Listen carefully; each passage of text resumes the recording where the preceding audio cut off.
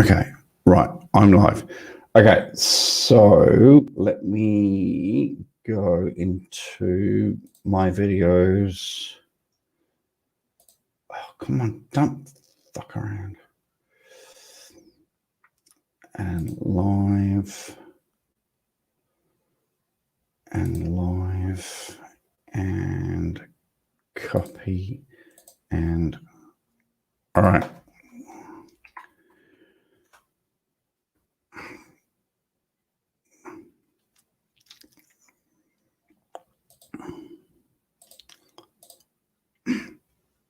All right, so that is the link to my channel, my live channel. Oh shit! Oh shit!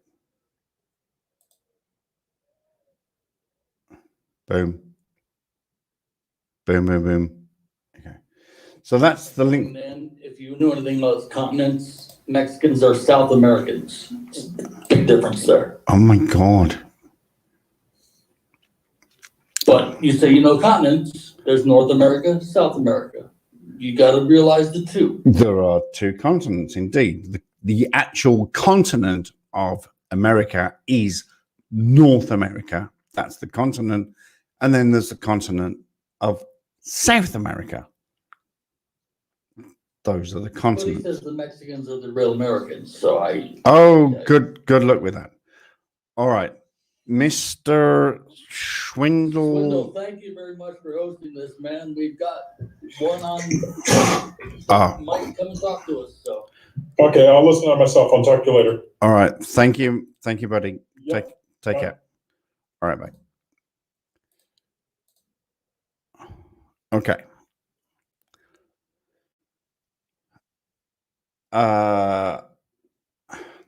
Yep, there we go. Okay, perfect.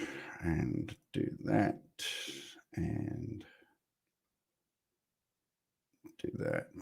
All righty. Okay, so welcome, good morning, good afternoon, good evening, wherever you are. Actually, CC was quite right with that, wasn't he? Because it is good morning and good afternoon, good evening, wherever you may be. This is a carry-on from Mr. Swindle Hoodwink. Fantastic, amazing live stream. And obviously, you're all here because you know Swindle. But if you do, and if you don't, go to his channel, Mr. Catnut. Is Catnut here? Yeah, the Catnut's here. Catnut, if you could put up Mr. Swindle's link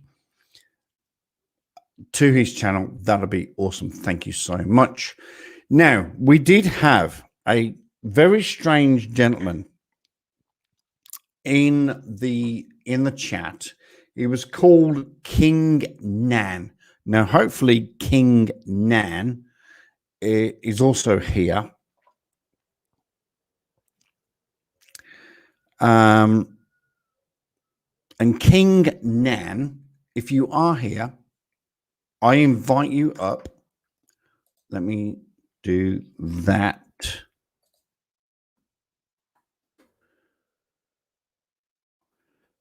Sean Z, also, you can click that link. Please click that link and come back up. And we will carry on this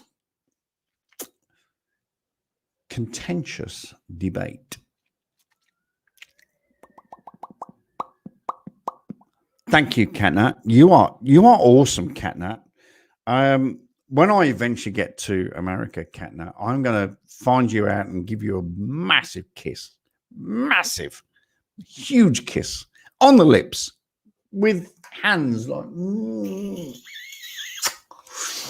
Because you have been, over the last couple of years, so amazing in what you do. And thank you. I appreciate it. I seriously appreciate it. So, Sean Z, please come up on the panel. Oh, there he is. Thank you very much. And King Nan, please. I will do it again. I will click the link. Boom. Are you here, King Man? Ian says, Chuck, you're going to make Virgo jealous. Oh, shh. Ian, this is just between. But I'm going to grab the cat nat. I swear to goodness, I'm going to find where she lives, and I'm just going to grab and go, give her a massive kiss, massive. All right, Hello, King Cat Nat. Hello, Aaron. Hello, everybody. Stuck in YouTube. Everybody's here. Yeah. Oh, I'll tell you what. You just take over and just. No. You go. No. You brought it on. Let's go. I want to talk to King Nat or Nan or whatever his name is. No, you take control of the channel. It's all yours. Go on. Hey. All right.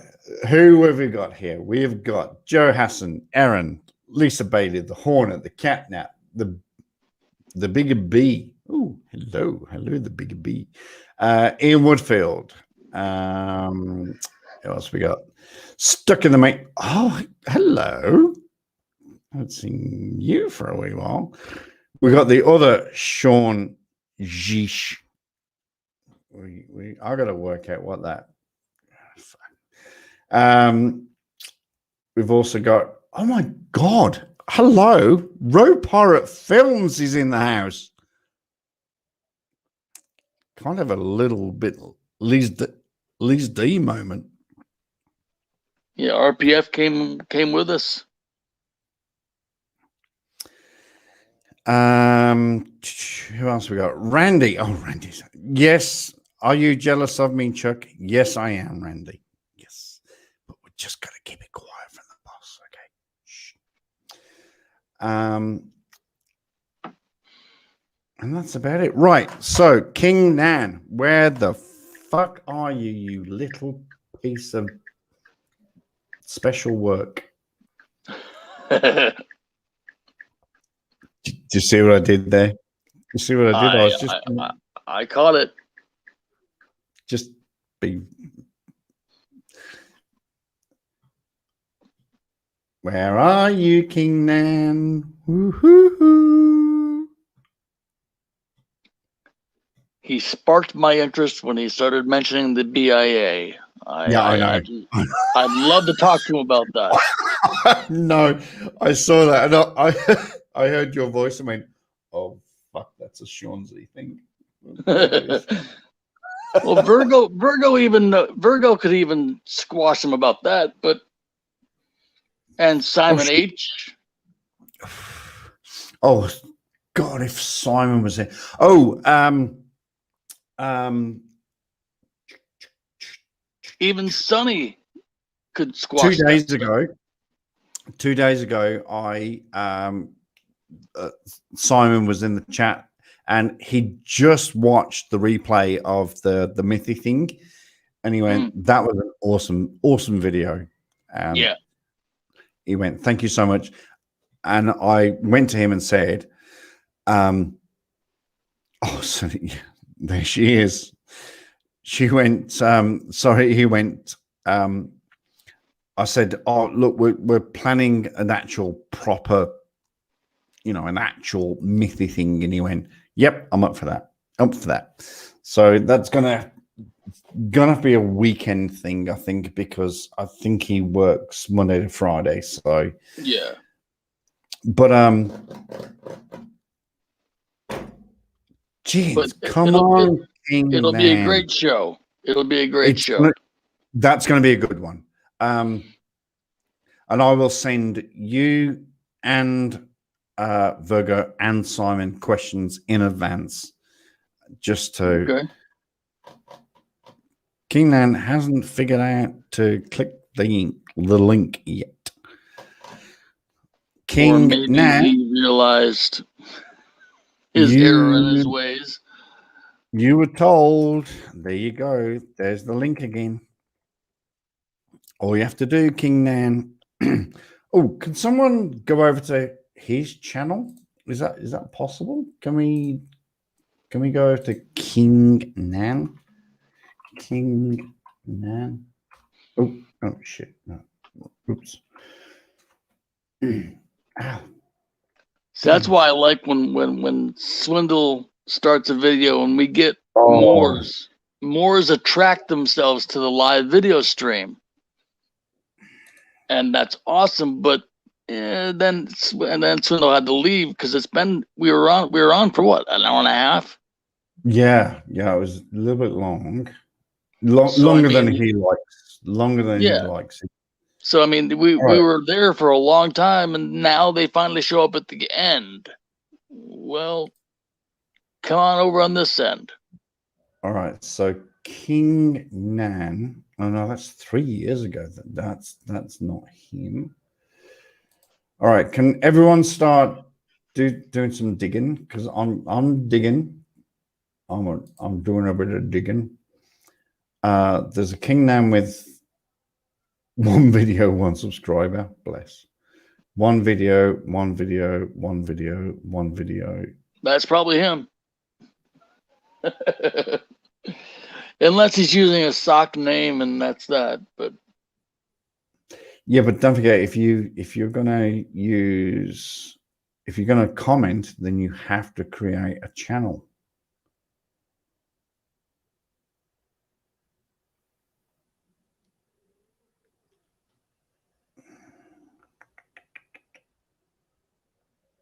Oh, you piece of shit. Come on.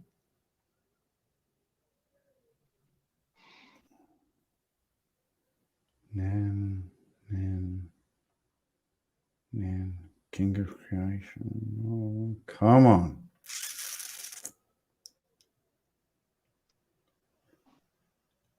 I thought it was funny that we haven't paid our rent yet. Oh, yeah. No, I mean, how much back tax is that going to cost? Woo. Well, since what was it, 1500s when it? Well, 1492 to okay, be yeah. to just. I was rounding up.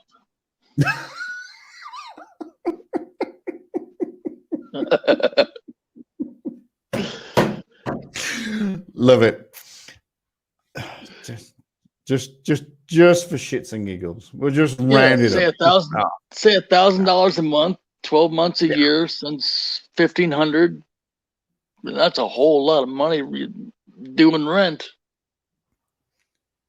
But can you not claim that on tax? You must be able to claim that back. All right. So King Nan is definitely. He's no show right now. Yeah, definitely a loser. Hey, Degeneration Nation, how's it going, brother? Definitely a loser. It's King. So King Man. What was his icon? Can anybody remember his icon? Was it gray or pink or blue or it was a little yellow thing, I think. No, he's deleted then. No, he's deleted it. It's gone. Huh. All right, I'll show you what I've got. Bing, bing, bing, and bing. All right. So King Nan, the Range Rover Club Sport, beautiful car, beautiful car. And I've got grey, and I got magenta. I hate that word magenta at the moment. And then blue, and then a baby picture, and that's it. That's all I've got for King Nan.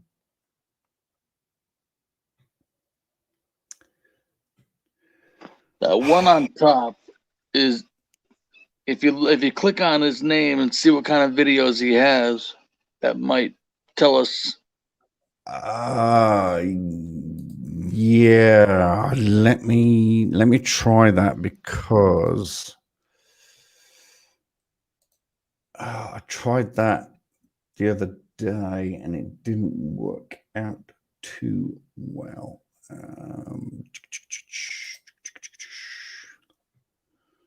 YouTube, Mr. Swindle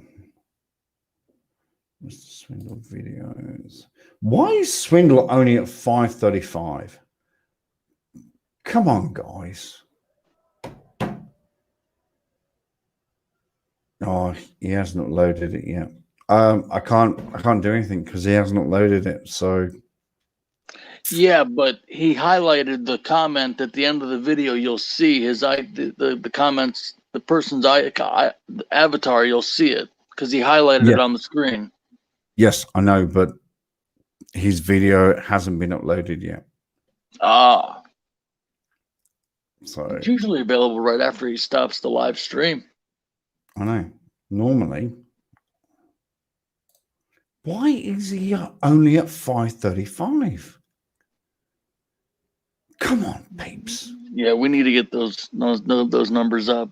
We gotta get that up. Somehow we gotta get that up. Oh, who did that? That was my artwork there. Yeah, who did that? That's the lovely Pauline. You're just a bad human being, Mr. Zed. You're just a bad. Although during her call the other night, we were sending her private attachments to her chat so she could see the pictures. So she saw them. So she knows what we're doing with her pictures. I mean, we're not fucking around with her, are we, at all? No, please, no. We wouldn't do that. Not at all. We wouldn't. Pointing out hypocrisy that, she still receives VA benefits and pays all her bills and her license and registration, but tells all her minions to not do those things. That's all we do. That's all we do. Ian, yes, we know it's a soccer camp, but we try to find it and it's not there. And it's really frustrating because we just want to talk to King Nan. Come on, dude. But if you create an account, you have to have a YouTube channel. So if the King Nan has a soccer account, what he's done is gone straight back into YouTube and deleted it immediately. Well, all he needs is a Google account, and he can log on to YouTube with his Google name. But I don't know how all that works in the end. So, oh, dang it, Bobby. Yeah, I was looking forward to that. You can hide your accounts. That's not possible, Ian. Well, no, it is possible. Really? I have 3 accounts that nobody can see. Yeah. Dang it, Bobby. And one of them is because I'm building it up to join the rest of everybody and do a on YouTube live discussion with Moor, Sovsits, whatever. Just have a civil discussion, if that's even possible. So I'm building that channel up. Not always possible. No, not always. No.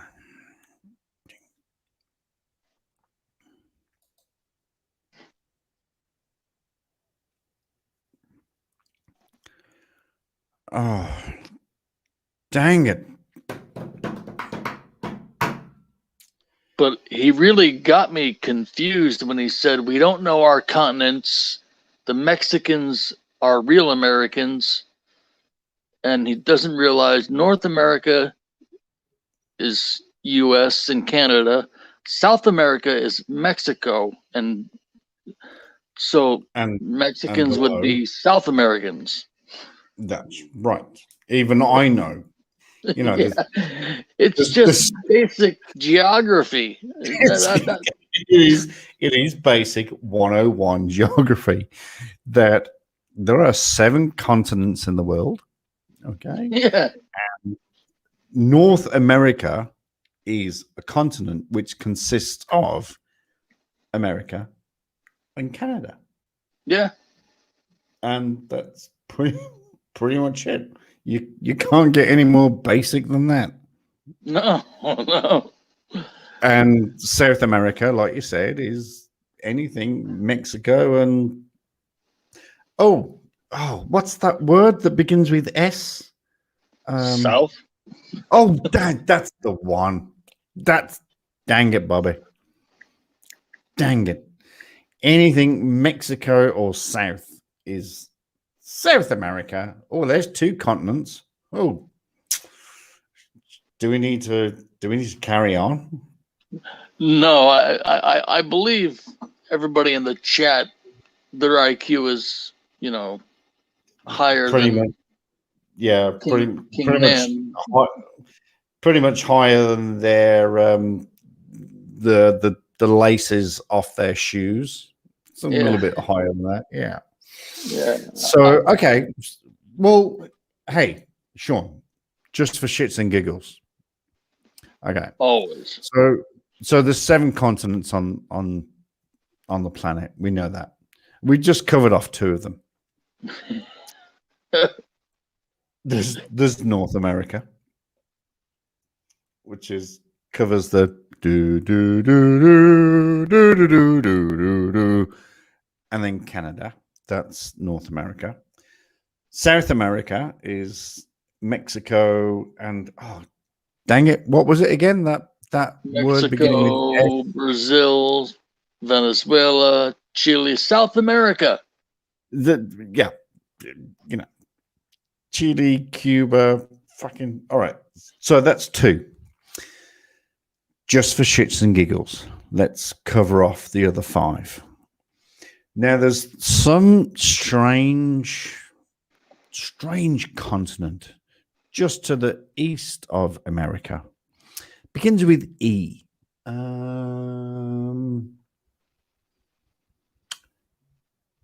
I'll let you fill the gap in. That would be Europe. Oh, dang it, Bobby. You're so clever. And then we just push over just a little bit more east. Just a little bit more east. And there's a place that begins with A. I just can't. That would be. Oh, I did the last one. You can do this one. Oh, that'll be Asia. and then we just swim over the ocean. We swim, and then we hit that funny land. Oh, hang on. What funny land? Is it from down under? Oh, what? This funny land? Uh-oh. That'll be Australasia. Just saying. All right, so that's 5. All right, so we got 5 continents. That leaves 2 more. Now, would one of those other continents just be a little bit chilly? Just be a little bit cold? Anytime. Both sides of the globe. Ooh. All right, so you do one, I'll do the other. Antarctica. Oh, and Antarctica. Hello, 7 continents. Yeah, dumb fucker. Katniss says, "Are you smarter than a 5th grader?" Sean, Z, and I are definitely smarter than fucking 5th graders. and smarter than moops. So come on, King Nan. Where the fuck are you? I reckon that was Harvey Dent. I don't know. Yeah, sometimes in Swindle streams, we never know who's going to pop in and try to assert their beliefs, but they let themselves be shown as ignorant as soon as they open their mouths. It's just, oh Lord. And especially when they talk about reservations, and we happen to have a reservation expert right here with us. Come on, King Nam, where are you? Come on, you little motherfucker.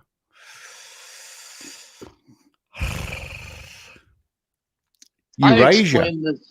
Yeah, Eurasia. Yeah. Eurasia. No. Are you talking about the pencil rubber thingy, Howdy? Or are you talking about the group? There was a group back in the 80s called Erasure. It wasn't spelled like that, but I thought it was erasure. Yeah.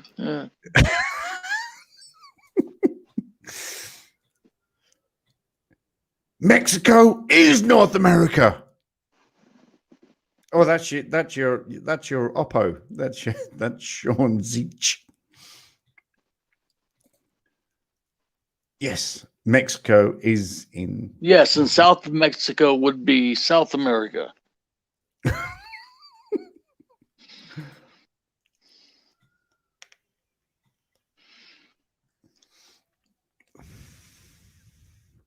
Australia has been debated due to borders as being an island only. Oh, yeah, but we're a fucking big island. Just saying.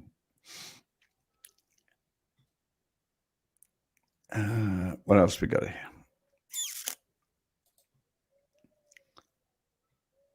Just checking the.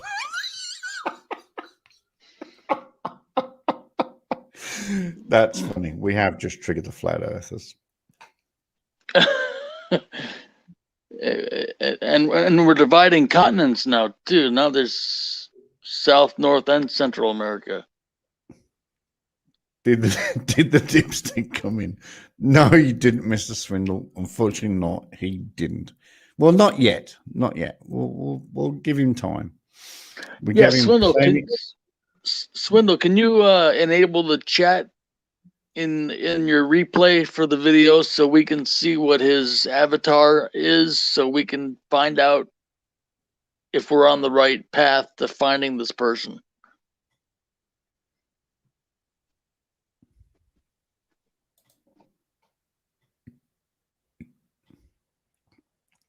Thought continents had to do with tectonic plates. No, that's actually not true, Catnap. There are a lot of tectonic plates. Excuse me. There are an enormous amount of tectonic plates, but no, that's not where the continents come from. If you want to learn about tectonic plates, then go to Simon Dan's channel. Here's a dear old friend. Hello, Goober. Yeah. Speaking of Harvey Dent earlier. Yeah, talk of Harvey Dent. And it pops Goober. Hey, Goobs, if you want to come up and have a chin wag.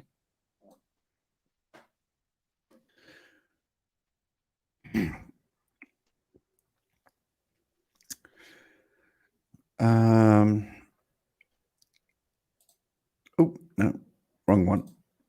Continental drift. I think you're talking about tectonic plates. What's this? Australia is technically a continent. Greenland is also the largest. Not Australia, it's Australasia. So it covers Australia, New Zealand, and anything below or above. No, below. And Here Tasmania. he is. Here he is. Yeah, What Tasmania. up? Uber. Here's Goober. Hello, son. How are you? I'm doing all right, I guess. You're doing all right, you guess. Yes. What do you mean you guess? Oh, hang on a sec. I've just got to address this one. Yeah, and Tasmania. Yeah, Australia. Australia is Australia, and Australia does or is Australia plus encompassing.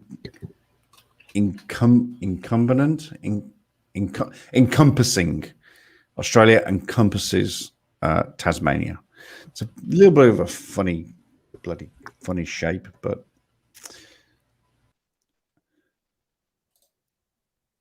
Oh, we lost Goober. where the fuck did he go? If it wasn't for New Zealand, Australia wouldn't even appear on the map. Oh, that's funny. That's funny. Oh my goodness. Oh, chickens. You're funny. You're funny, Randall. Love you. But if it wasn't for Australia, then New Zealand, just saying. James Cook. Just throwing that one out there. Yeah, Oh. I showed Swindle this woman who was an attorney in Philadelphia, New Jersey area, who became a Moor over the years, and we know she's above average intelligence because she actually went to law school. Mhm. She knows her stuff. Then she somehow flipped the switch and lost everything. Lost her license to practice, homeless, you name it. Wow. Sorry, I forgot to log into StreamYard. It's all good. It's all good. That's really, really sad. Yeah, especially when she had everything going for her. You know, you got a great practice as an attorney, you're making good money, and then she decides, hey, I don't need to pay rent, I'm a Moor. Oh, I starts believe I heard about that. Yeah. Actually, I'll send it to you on Discord because I found the court's decision to disbar her. And that was Artie said he heard about her being disbarred, but he never saw the court's opinion on it. So I passed it along.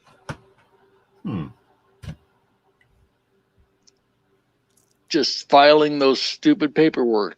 And it just, oh, Lord. Yeah, I had a couple pop up on one of my older videos. just because someone's smart doesn't mean they aren't idiots. And in opposite of the Moors, we have the not opposite, the same thing. Savsit, that Van Balian used the video of. RPF even used the video of. A lot of guys used. I think I sent it to you, same link, Chuck. That one long drawn out three adults in the car, the wife, the husband, and the big old man in the front. And the 15-year-old kid in the back, all completely sovereign citizen to the hilt.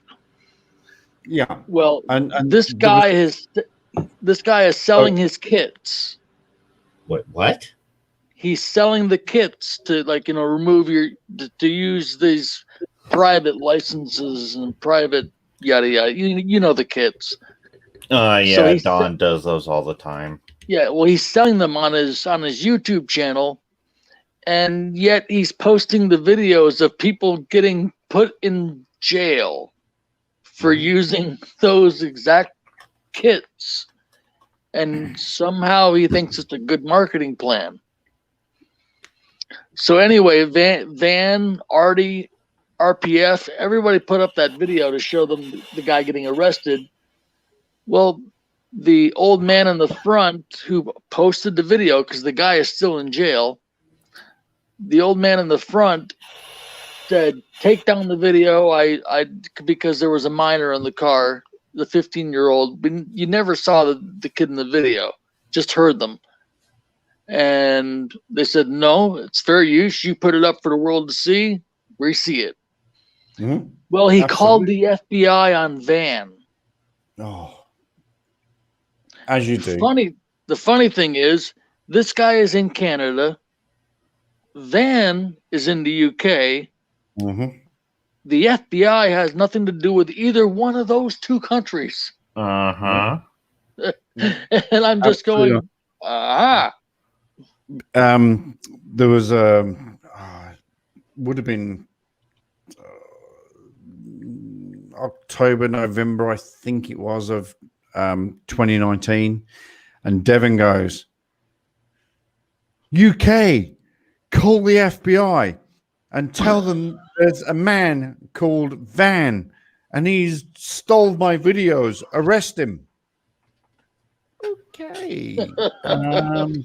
Yeah, the Sure. FBI has no jurisdiction out there.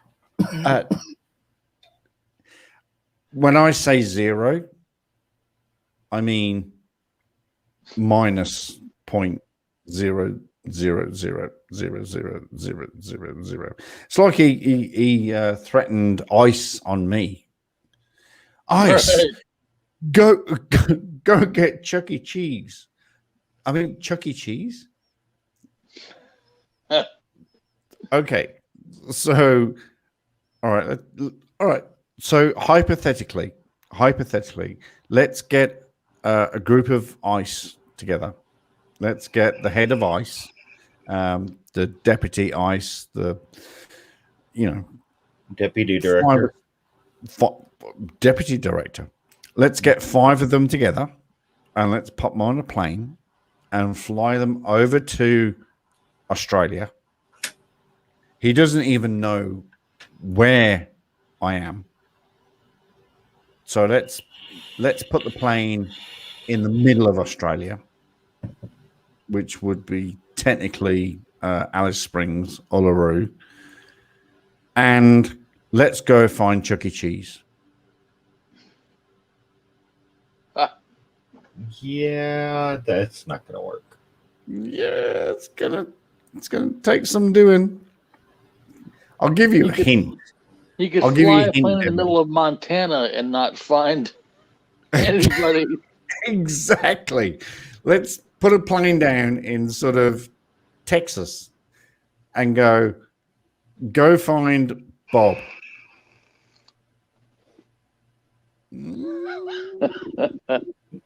Yeah. Yeah, exactly. Yeah. Yeah. But that was just the best. Someone call the FBI and tell them that there's a man called Van who's making videos about me and tell him to take him down. Okay. Next. Yeah, I just found that hilarious that the guy is in Canada for one. 2, his paperwork that he's trying to sell, the guy is still in jail. He didn't get bonded out. And 3, he's calling the FBI while he's in Canada, which has no jurisdiction, on Van, who's in the UK, which the FBI has no jurisdiction. Sean, can you answer that question? Which one? Pop quiz. Without Googling, what does I stand for? It's something to do. Oh, chickens.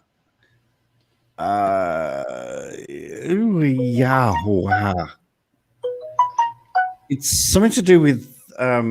I think it's immigration. Yeah, immigration. Criminal. Immigration enforcement. Immigration. Something enforcement. Yeah, it's I don't want to say criminal or citizen because I'm not sure which one it would. Immigration and Customs Enforcement. There you go. Customs. Thank you. So I knew it was enforcement, but so there you go, Binary. That's the guy's a moron. Are you calling me a moron? Oh my god! Did just Binary just call me a moron? I'm a moron. I know you're a moron, and I know Sean Z's a moron. I But thought it think was more men. Oh, No, I live in the Mormon capital.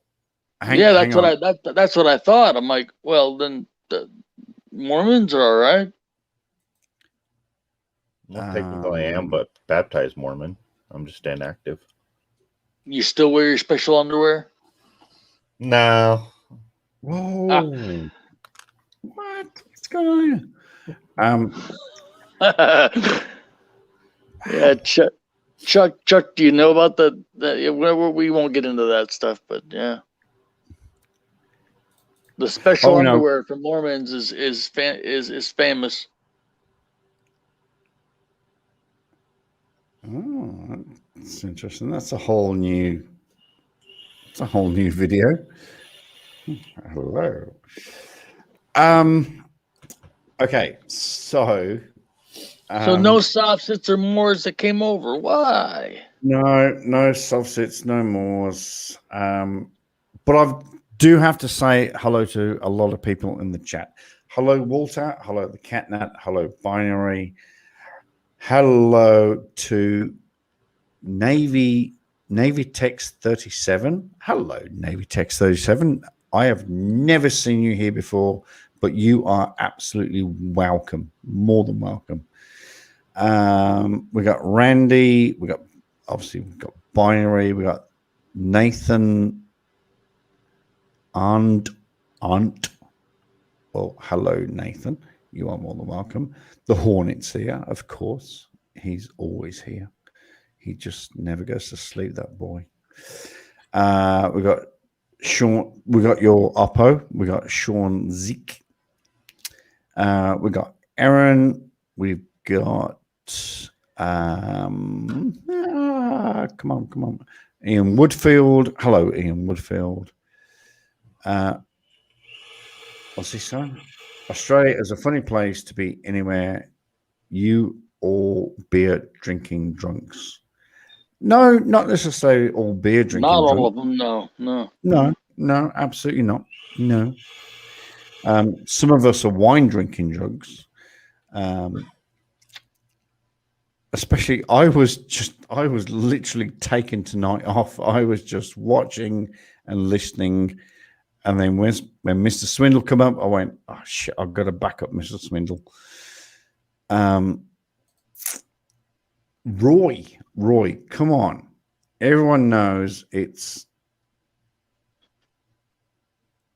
what the fuck is that? I have no clue. Oh, that's a play on Antarctica. You know, Antarctica. It's Uncle Antarctica. Antarctica. Yeah. Okay. Gotcha. Well done, Roy. Nice one. Good work. That's funny. Aaron Osborne goes, Cuba. Sup, Aaron? Sup, everybody?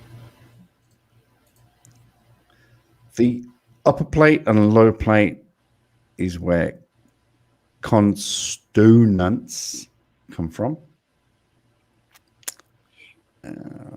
Walter, love your work, but your spelling needs a little bit of work. Oh, trust me, I got one that's worse than that.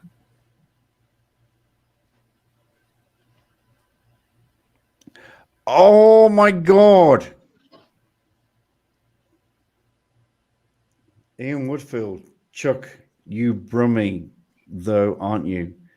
I am a Brummie, yes, but I'm hoping that my accent has completely disappeared, Mr. Woodfield. Completely. Well, to be fair, all Australians are also British.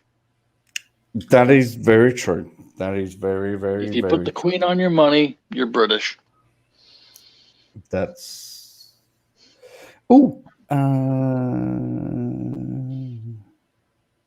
Oh, actually, hang on a sec. I think I do actually have. That's nothing against anybody in Australia. I was just making it funny. And Aaron, to address your question, I've had a lot of personal things go on. One, I finally got my computer back in working order. That was hell. Second, with the holidays and my dad passing back in May, has been really hard on me. And it even got worse 2 days ago when I finally got his belongings. I haven't had the courage to open them yet. And you don't rush it. That's why I haven't really made any videos since I got my well, tower working. Just don't. Goober, been there, done that. And yeah, definitely don't rush it. Don't, just take your time. Take your time. Just get yourself into, a reasonably good space. Grab the box. Go out to. Where are you? You're in the fucking middle of nowhere, aren't you? Just take yourself off to a beach, not a beach, a lake, a river, or something, and just sit, look, ponder, think, and then open. Thanks, Jules. Any news on Don? Yeah, there's a video I've been meaning to do. Apparently, I have an obsession with him. I personally haven't watched the video yet, but yeah, I guess he finally got his channel back or something because he's been posting a lot again. Okay, and that you sent me that somebody link. That's been obsessed, you certainly are lacking in following up. I don't think Don knows what obsessed means. No. Okay. So yes, here is a $5 note. Wow. And yes, look, it's see-through. There is. It's the young queen. The head of our state. Yes, they are kind of see-through. Ooh. I didn't think it'd be see-through. Yeah, they changed it a few years ago. It was it wasn't. It was still pink. Pink, magenta. I hate that word right this moment. Oh, by the way, my cricket team lost today. That's why you're up late, huh? Hey, Stuck. So I know you said not to bother you today until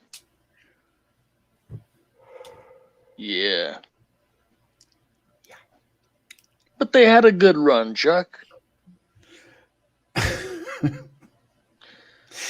It's what we call they had a good innings. All right, so that's the $5. That's the $5 note with the kookaburra in the corner there, and on the back is that's Parliament House in Canberra. Nice. And yes, we do have the see-through strip in the middle, and this is also hologrammed. And is this the new one? Oh, yep. So this is the new one, and right here, you can't, just right there, that's Braille. It's Braille, so people can feel it and say it's a $5 note. So that's a $5. Decent. I like that. I like how they did that. Well, and that's all I can do because I don't have a 10 or 50, 20 or 50. And I haven't seen $100 notes since I cannot remember when. Oh, when was the last time I saw a $100 note? Oh,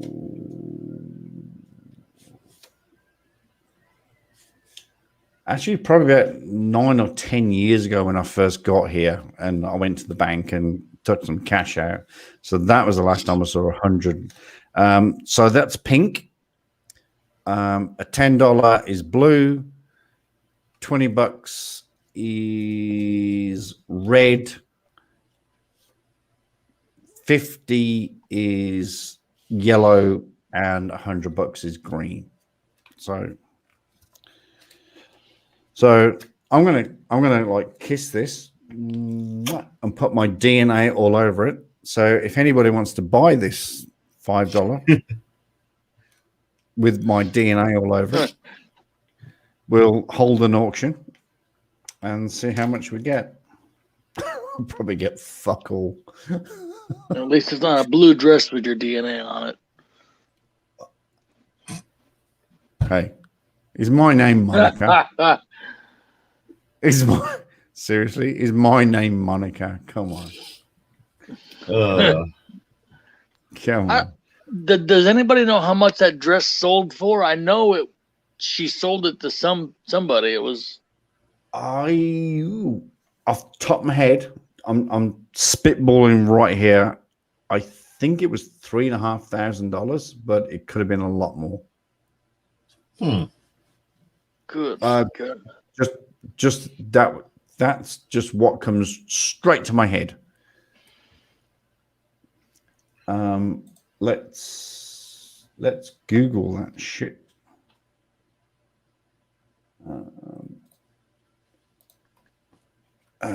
Monica dress sale. Monica dress auction. I'll be right back, guys. Got to take the fur ball out. Dinner and a movie for the furball. Oh, did I say $3,500? That's what you said, yeah. Can we cut the video and stop it? And can I come back in? Edit it and rewind. Go ahead. Yeah, $2.6 million. That sounds about right. Yeah. Why did I think $3,500? $2.6 million. But ask yourself, why would somebody buy that? Yeah. I mean, if you want a dress full of cum stains, then go to Walmart, buy a dress, take it home, stick it on your wife.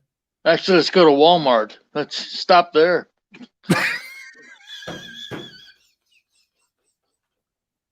Sorry, yeah, I was thinking the whole thing through. Yeah, my bad. My bad. I was just trying to work it all the way through, but wow. Who would buy a dress full of cum stains? That's what I'm saying. $6 million. Oh my goodness. And see, we think sovereign citizens and Moors are off the rocker and First Amendment auditors are nutty, but these people are just as nutty for spending this kind of money for that stuff. Oh my God. All right. Ian Woodfield, not a chance, Chuck. I can sniff a brummie a mile away. Well, Ian Woodfield, yes, I am a brummie, but I've lost my accent, thankfully. But if you would like to come and talk, Mr. Woodfield, in fact, actually, I would like Mr. Ian Woodfield to come up and talk and see where his accent is. And I will try and pick where he is from. Yeah, So see, Mr. Stuck says the new Aussie dollars with that see-through is really close to what they have. Where Stuck's at. Oh, in Canada. Yeah. It's it's all about anti not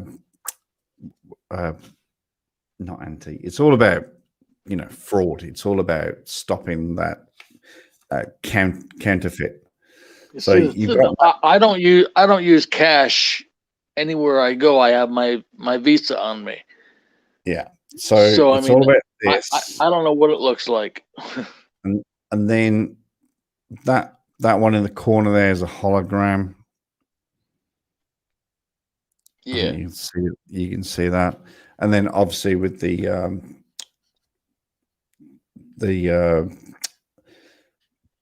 blind, the feet. Yeah. So that these are great, and the 10 and the 20 and the 50 and the 100 have been evolved over the last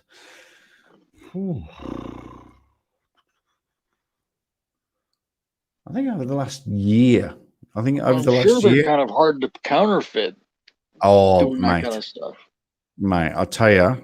And also the feel of the paper, because it's plastic as well. So Right. and you've got so many levels on the plastic and all that. So it is very, very hard to counterfeit. And fucking good luck. I mean, good luck. Seriously, go for it. Go for it. You're going to get fucked up because and on the back here, sorry, let me just. And on the back is this another hologram. Wow. So there's about 6 or 7 features in one single note. So if you want to go for counterfeiting, fucking fill your boots. Yeah. The feds, as we call them here, the federal police, not the FBI, not that sort of feds. Not as Devon would like to know it as. But yeah, if you want to come and try and counterfeit our currency, I encourage you. Yeah, I was reading up through the chat, and Sonny and Sean Zeke knew who I was talking about. That video, the guy's channel name is Freedom from Government, and I believe his name is Trent Goodbody or something like that. Oh, just swindler of all swindlers, and he has no idea. Chuck, my spelling is fine. It's your pronunciation. Yes, I appreciate that. I get it from the wife. I get it from the wife. My mispronunciation. You need to come to us for support, Gilbert. We're behind you. We'll be there for you. Go. Everyone's Thanks, behind Jules. Gilbert. Everyone's behind Gilbert. That means a lot, guys. Thank you. It's just I got 2 boxes with his belongings sitting behind me, and I just can't get the courage to open them yet. I see Harvey Dent has changed his channel name, and at his scams again. Really, Ian? Hello, send me a link. And Ian, come. Ian, seriously, I would love for you to come and have a little bit of a chinwag with us, and let us know where you're getting this information from. That would be awesome. Very close to our money here. Yep, absolutely. I vaguely remember having Canadian money. and it was very plastic.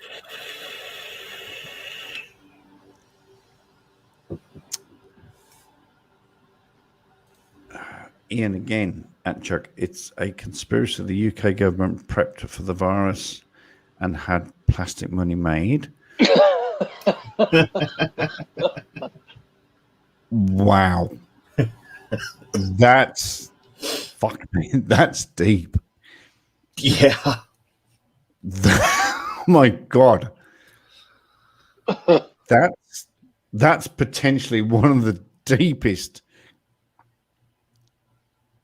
may I say, air quotes, craziest conspiracy I've ever fucking heard. That's awesome though.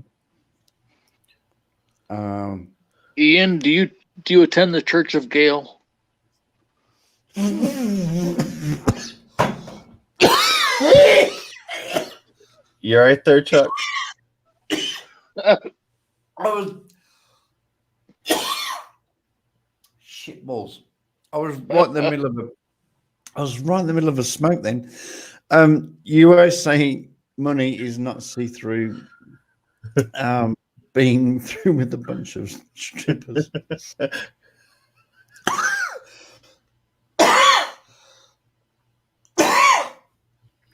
Fuck me dead.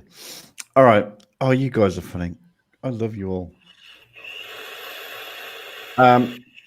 Braille, good idea. Yes, there is Braille. It is. I love that idea. It is. It's just a tiny one on the 5, but it's more prominent for some reason on the 10, 20, and 50. Obviously, blind people love their 10, 20, and 50 bucks. Oh my God. You're gonna be all right, Chuck. I'll buy that. Look. Oh, the Hornet wants to buy my $5. How much, Hornet? How much? How much you gonna pay for $5? There's the Braille, by the way. Just show it again.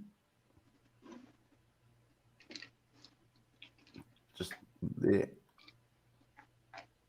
That's the Braille. Oh, come on, Hornet. How much you gonna spend for $5? Oh, chickens.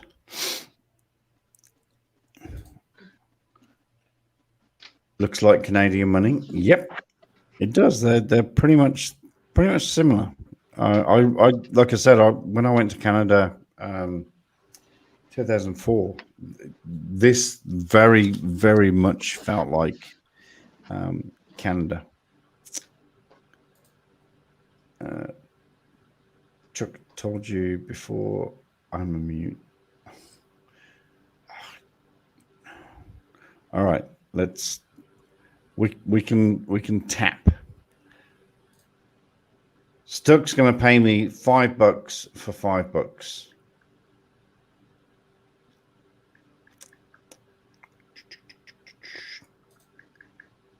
$373 US. That means that's going to be about 7 Canadian dollars, I reckon.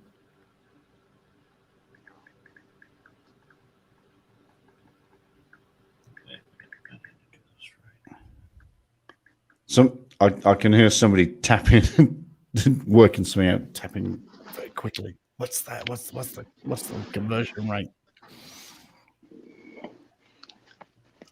No, that was just me typing in the chat. There's 28 people in the chat. They need to hit that like button. I'll give you $4. You give me $4 for $5. Yeah. $4 American for $5 Australian.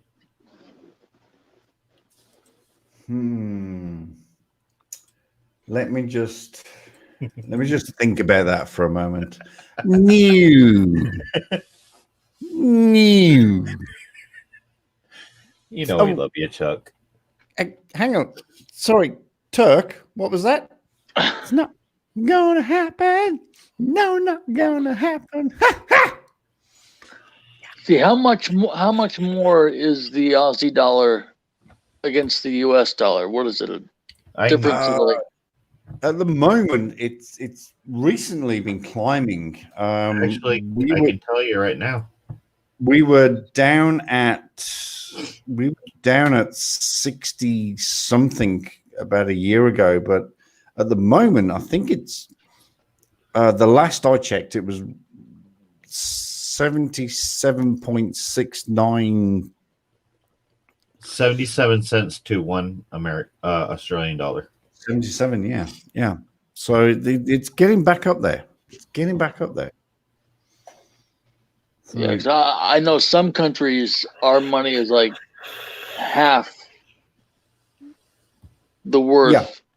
Yeah, pretty much, and same as England, as Ian put up, as Ian has put up there, £2 79 to 5. So yeah, roughly around about 50 pence. 50. That'll be 53 pence, I reckon, or 54 pence. £2. Really? Ha! Really? You want to give me £2? Get out of town. Oh, Get Walker's out. offering 1 pound of pyrite gold. Oh.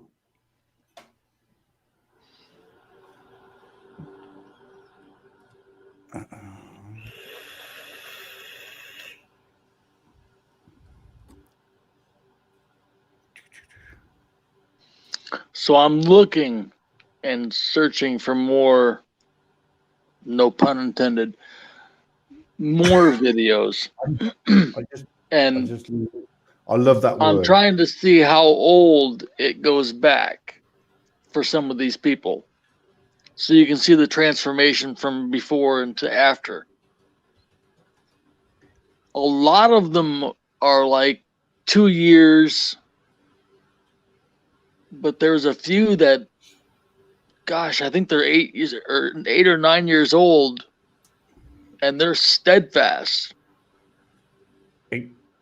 It goes back way back 8, 5, 10 years. Tom Castro for $5. Condolences, Goober. Keep your chin up. Thank you so much, Tom. I will send that on to Goober. Keep it. No. Oh shit! I missed a $10. The kid. The kid with a super sticker. I am so sorry, the kid. That just popped up. So you're safe. Oh, chickens. Thanks, Randy. Super sticker for $9.99. Thank you so much, the kid. Thank you. That is much appreciated. The $5 I will forward on to Goober ASAP. Who else we got here? Oh my God, we got so many people jumping in. We got the Catnat. We got 29 in chat now. We got Pedro. Nathan. That just popped in. I just noticed that name. G'day, Bruce. Good day. My name's not Bruce, but hello. G'day. G'day, Chick. Wow, this is fantastic. Andrew just popped into chat. Welcome, Andrew. Just don't take any silver dollars. Oh, Joe. Our resident clown. Our resident clown is Joe. Andrew Solani. Oh, Andrew. Oh, my God. Haven't seen you forever. Oh, my. This is awesome. We're having a fantastic time. Seriously.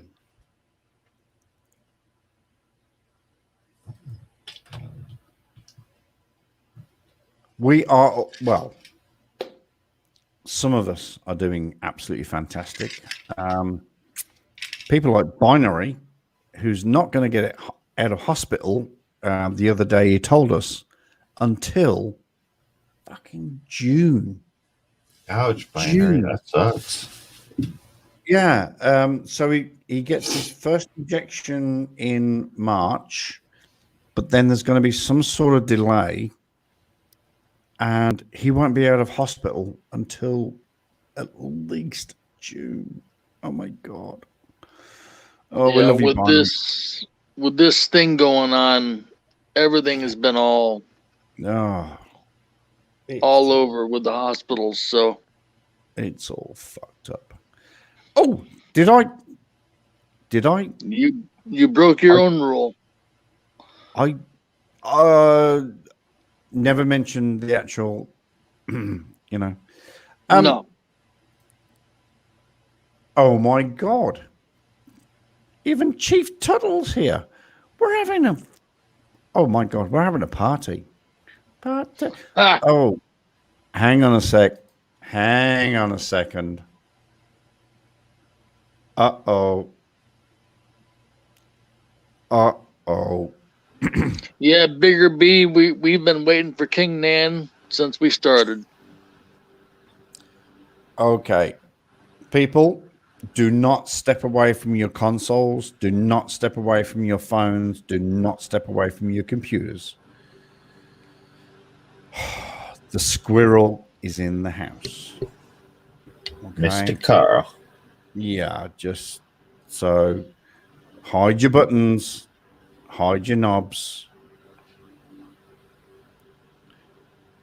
Just can't be doing with that squirrel coming in and twisting my knobs and pushing my buttons. Arr.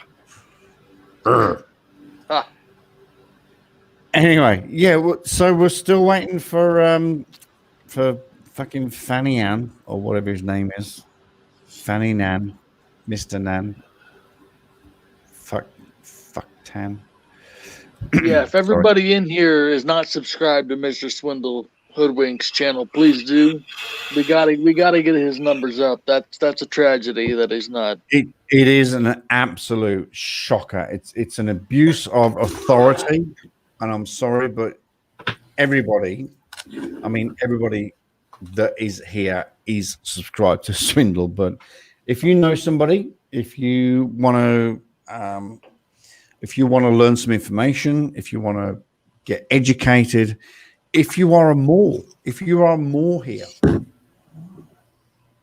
then go to Mr. Swindle Hoodwink's channel and get yourself educated. That's the funny thing, is he actually attracts a lot of Moors that see him live, and they'll step in and chat. Absolutely. I always get them. Sorry, Chuck. Go. No, I usually get them in my replies, like Mr. Justin Everett L. here. Yes. He, like on one of them, he says he's been an accountant for apparently 15 years, and the processes that Don says is real, and that I can set up a phone call with him, but is not to be recorded or taken down. A quick little reply there, Mr. Justin Everett L. If I were to set up a phone call with you, it will be recorded, because I will not have my words thrown back in my face by a Moor or your own.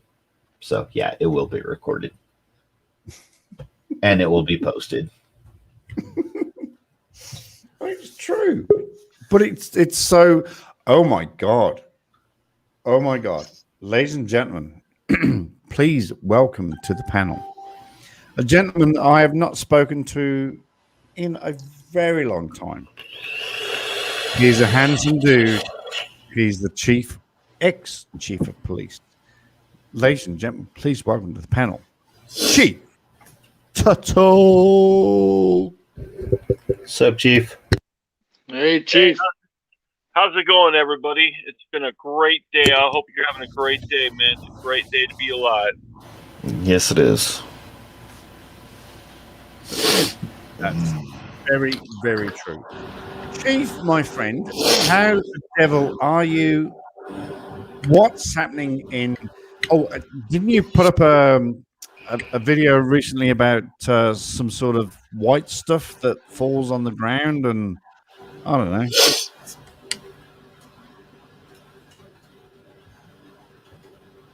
Yeah, we've had a lot of snow here lately, and it wasn't just the snow. We had like maybe 10 inches of snow, but it was the wind. The wind just pushed it and pushed it and pushed it. And so we had, like, in my front yard, yeah, we had like 18 inches or 20 inches of drift. So it was, yeah, I love Ohio. This is great. We love it. My kids had a great time in it, but I'll tell you what, it's hard to get the car out of it, though. Yep. You sounded almost. All I picked up there was, I love Ohio. I love Ohio. I fucking hate Ohio. I really fucking hate it. But yes, I love Ohio. That was all I got from you, Chief. That was all I got. No, man, I love where I live. It's a great area. I'm a very rural. I'm in a very rural jurisdiction. And I love it because I grew up in Southern California in a very, populated area just north of Los Angeles, and I'll tell you what, I hated it. So the minute I got a chance to get out of California and move to Ohio, I took it. And I'll tell you that right off the bat. Yeah, I took it. It was just the way you said it there, Chief, that it just sounded. I love Ohio, but I'm really not happy about it being cold. That's all I heard. Yeah, but right now you're in your summer, so you can't complain. It's probably nice and warm and toasty down here. I woke up this morning; it was 11 degrees. It is pretty toasty here at the moment. I'm luckily I'm sitting here. Temperature has cooled down an awful lot. We've just had a storm pass over, so it's dropped to around about 18, 19 degrees Celsius, double that, 38 plus 32. It's dropped to about 80 degrees. So, yeah, it's quite nice. It's quite nice. Well, I hope you have a nice day, because I'll tell you what, I'm trying to huddle under an electric blanket. It's only 44 here. Yeah, I'm freezing my nuts off at the moment. I've had to get the it's dropped so cold. I've had to get the track pants out and my track top and just trying to keep warm, Oh, I tell you, you cheeky monkey. So, Chief, I'll ask you, what's I caught your last couple of videos. Awesome content, obviously. You've had some controversy recently, I've just noticed. And but what's going on with the channel? I mean, are you booming? You're up at nearly 300 subs? Is that right? Yeah, I think I'm at 250 or so. I didn't check. I haven't checked it in a while. But yeah, I mean, I've been into it with one of the channels out there, News Now Ohio. I'm not too familiar with him. He just recently kind of picked me to troll, and so it's been a lot of controversy between me and News Now Ohio. But I always told him, like, I made this in a video a long time ago, PayPal Patty. I really just hate PayPal Patty.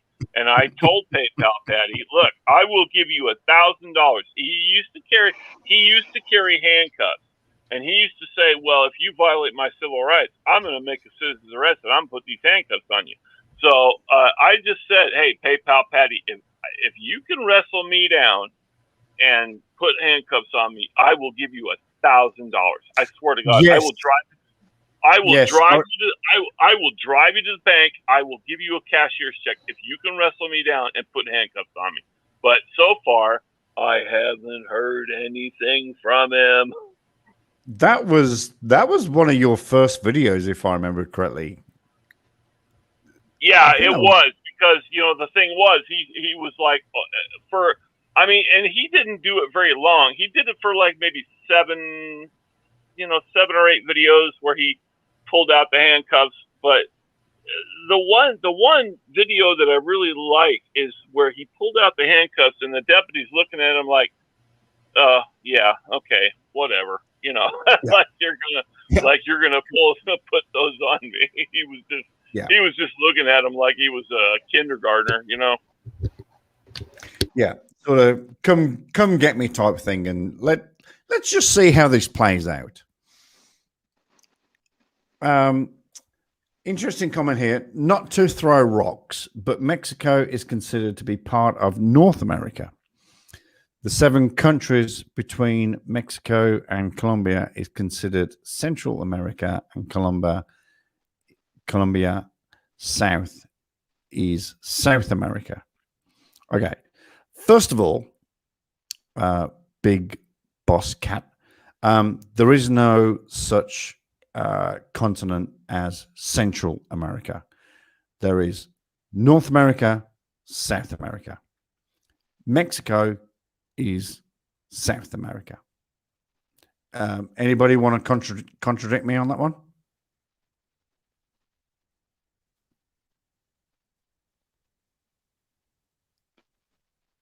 I'm hearing crickets. I was just thinking, should I bring up that should I bring up that video of tumbleweed? So I mean, I've heard people say Central America. Don't get me wrong. I've heard it. I'm sure you've heard it a billion times. But geography says there's only South America and North America. Yeah. There is no continent of Central America. Obviously, Central America is a thing. Yeah. Don't get me wrong. It's a thing, but in terms of continents, North America, South America, Mexico is South America. So let's just, unless, and that's just going back to teachings in grade school, but like I said, I've heard the same thing. I've heard people say that's Central America, that's blah blah blah. Yeah. But you boil it down, there's only North and South. Yep. As the bigger B just says there, Central America is a region. Absolutely. Right. But Central America is not a continent. Not a continent. Whew. Wow. Okay. So we got over that one. Just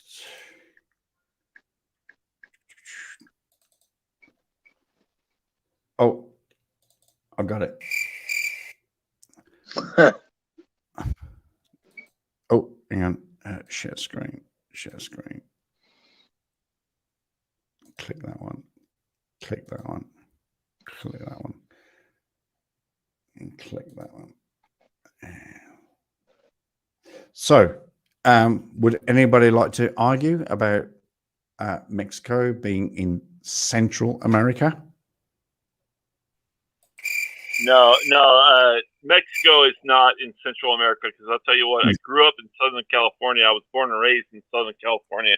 Mexico is definitely mostly of the Sonoran Desert, and the Sonoran Desert is definitely a part of the North American region. Yeah. So in terms of continents, North America, South America, Europe, Asia, Australasia, the Antarctic, and Antarctica. There's your 7 continents. Yeah. Just want to say. Just But again, that's the common, going back and forth. They say Ohio's in the Midwest. Well, what if you're in North Dakota? Ohio would be Central East. I'm not sure. I Well- don't care, man. I don't care. Hey, go Buckeyes! I don't care what part of the country Yeah. we're in. Exactly. But Ohio is under Eastern Standard Time, so I look at it as East. Yeah, the funny thing is about where I live in Ohio. We are in the extreme western edge of the Eastern time zone. So it's like in the summertime, especially like June, July, it's the sun is up until like 10:30 at night. It's crazy. Mm-hmm. Right. Absolutely. One of the last times that I went back to the UK was in June, and it was something. I was sitting outside with my ex, and I went, "Geez, it's bright," and she went, "Oh yeah, it's don't forget it's summer here." And it was 11 o'clock or about 10:30, 11 o'clock. And we were having a beer outside, and it was bright as a button. And that was 10:30 at night. And I said, I forgot about this. And it's one of those things I genuinely miss about England. Because here in Australia, we'll probably get to round about 7:45, 8 o'clock maximum, and it's still light-ish, but then the sun just drops like a stone. Absolutely. We don't have dusk. Do you guys have dusk?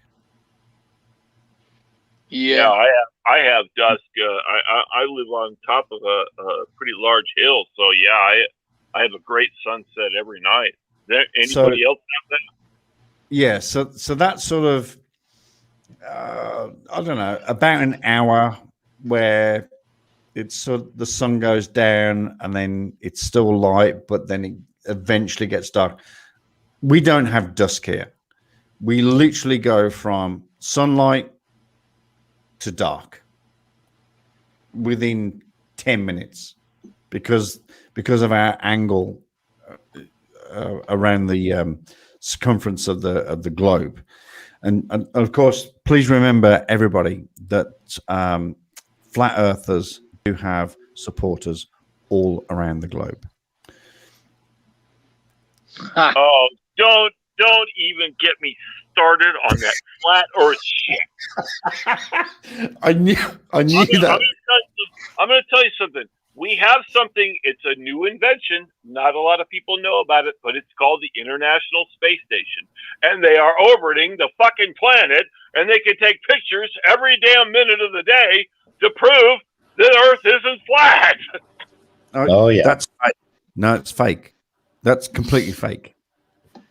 It's completely CGI.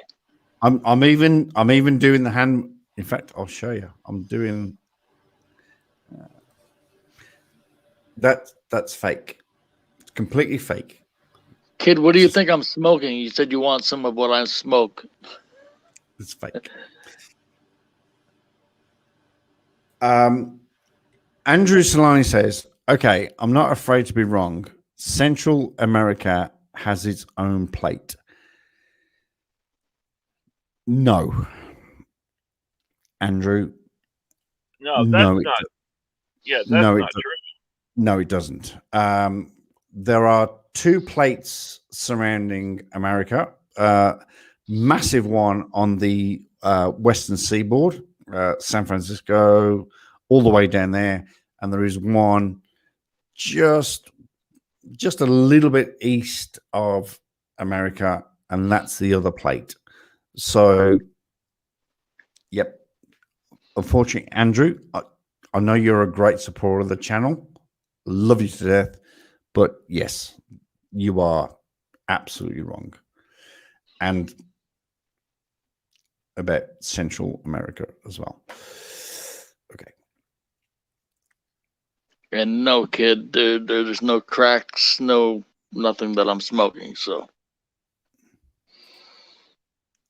Can't get what Sean smokes. No. He's just an absolute American, totally amazing guy. And that's not going to happen. Oh, Kimber in Alaska's here. Hello, Kimber in Alaska. Hello.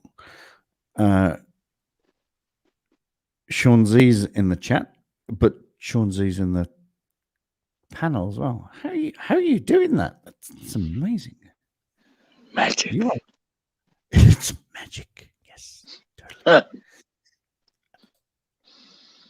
Caribbean plate, potentially. No, Andrew is not right. Central America does not have a tectonic plate. It's west of America and east of America. Central America does not have its own tectonic plate. All right, kid, enough with the insults.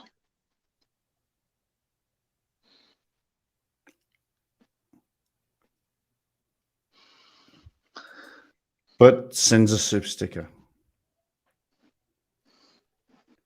Wowza. The Caribbean plate is mostly oceanic tectonic plate underlying Central America and the Caribbean Sea off the north coast of South America. So, yes, with that, chickens. So that doesn't mean that Central America has its own plate. Oh, God, where's Simon Dan when you need him? Chickens.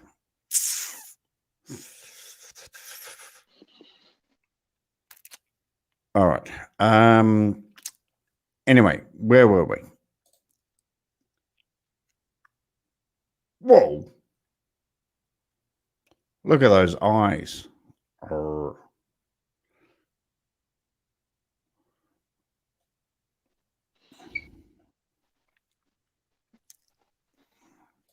Hey, not really on subject, but who's taking who in the Super Bowl? I know, Chuck, you probably don't watch NFL football, but I mean, everybody else, who are you taking in the Super Bowl? That's what I want to. I'm taking Tampa Bay. I think they have a good chance. Oh, okay. So the best of my knowledge is it's the Tampa Bay Buccaneers against the chickens. Who was it? Kansas City Chiefs. Oh, Kansas City Chiefs. That's right. So, got to be honest. Being out of American football for at least 30 years, and I apologize, but I am going to put $10 on Tampa. Yeah, I would back you up on that bet. I think Tampa's gonna. And the funny thing is Tampa hasn't been in the Super Bowl in I don't even know if they've ever been in the Super Bowl. It's a very young franchise. Yeah, so I mean, it's going to be interesting. But the funny thing is the Patriots didn't want to pay Tom Brady the money he wanted, so he went to Tampa Bay. And Tampa Bay's never been to the Super Bowl. All of a sudden, Tom Brady arrives, and they're in the Super Bowl. That says a lot for that quarterback. You know what I mean? Andrew, thank you so much for that. Got to run, have fun. Chiefs. He reckons Chiefs. Okay. The last Super Bowl I watched, oh my stars. I can't even begin to think about the last.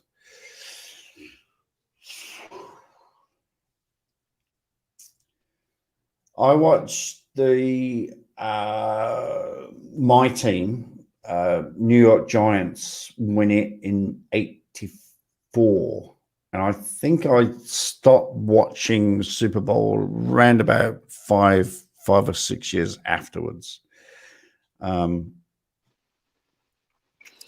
So I don't know the names Tampa Bay Buccaneers, and I definitely don't know. I definitely don't know the Buccaneers. When I was a kid, that's the whole thing. When Tom Brady got to the Buccaneers, they had never, ever really placed very hard in the playoffs or, the runoff. But all of a sudden, Tom Brady gets there and like, wow, bang, boom, boom, Tampa Bay's in the Super Bowl. That's pretty cool, though.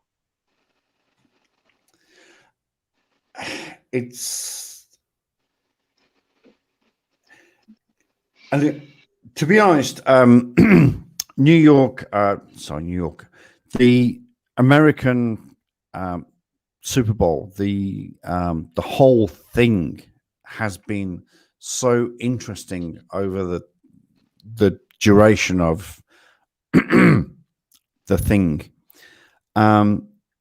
You've done so well. It's same as here with the Big Bash, which I have to regret my team lost today. Oh, God, so sad. But I am so impressed with the way that you guys have handled and coped with, but still managed to get yourselves to the point of a Super Bowl, and so quite literally kudos to everybody in NFL teamwork and all that. So absolute massive kudos to you. But I definitely think tomorrow I'm gonna put $20 on Tampa. I say the Chiefs will win. Oh, I don't know why. I'm going to be the opposite end of this. I think the Chiefs have a really good they have a good team, but I think Tampa Bay is going to edge them out. It's the quarterback. It's the quarterback. I think Tampa Bay. It's not going to be like a slaughter, but I think Tampa Bay is going to edge them out by a few points. That's a good point. I remember again back in the day, and I'm talking back in the day, Dan Marino, the Redskins quarterback back in the 80s. Somebody back me up, help me out. Dan Marino was the Dolphins quarterback. Yeah, Dan Marino was the Dolphins, but then the Redskins guy, he was fucking awesome as well. Like, he had a bullet arm. You stuck your hand up, wow, you got it. You got that ball. So that is. I've seen over the years the game has developed. Excuse me. The game has developed with blocking and defense and all that stuff. But at the end of the day, you've got to have that quarterback that can run back take time, take stock, find, is it the running back, and ping him. So, Chief, you're absolutely right. I think over the years, it's gone from the quarterback to the running game, but I think now it's come back to the quarterback to find the man in the end zone or close to the end zone and ping him.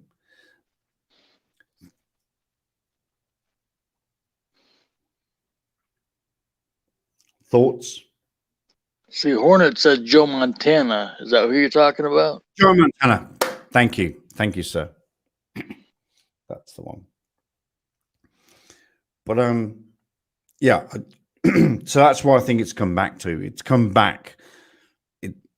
Years ago, it was the quarterback.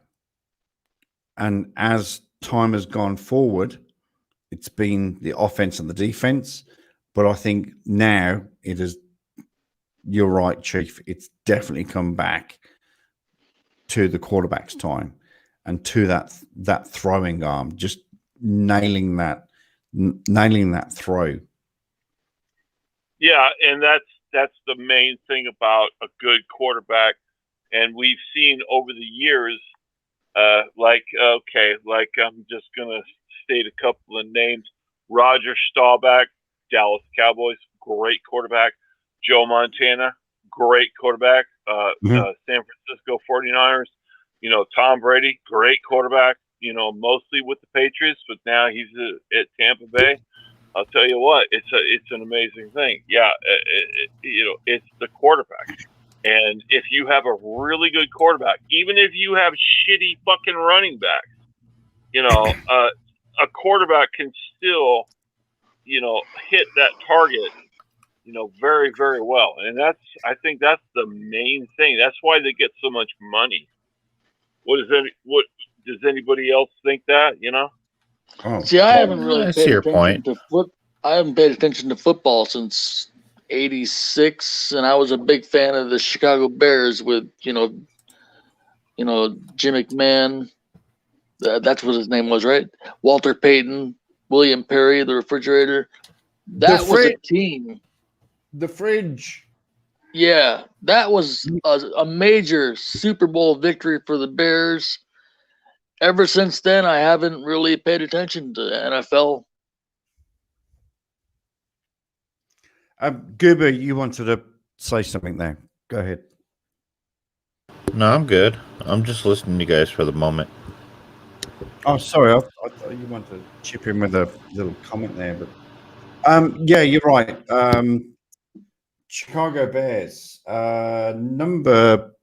Oh, and people are gonna hate me for this. Number 34, I think, was the fridge. Walter Payton was number 34. Oh, okay.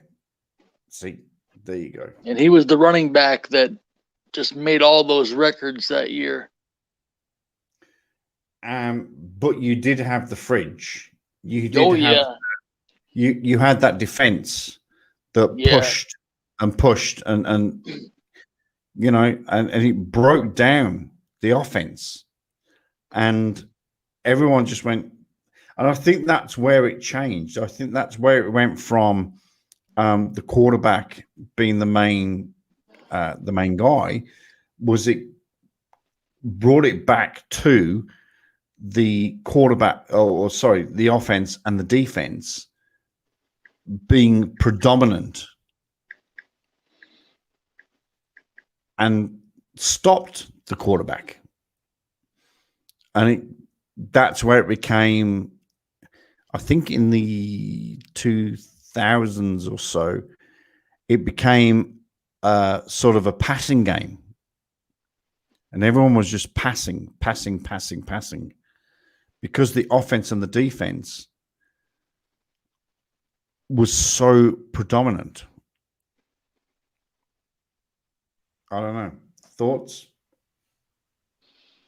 Well, I think a lot of it depends. Like the offensive line and the defensive line, they have their own strategies. But I mean, I'll tell you what: if the defensive line sees a pattern that the opposing offensive line is going to go for, they're going to try to outsmart that play. And it's a hard game, and that's why they pay these coaches so much money, because they're experts in their field. Millions of dollars, millions. Oh. Anyway, on a different note.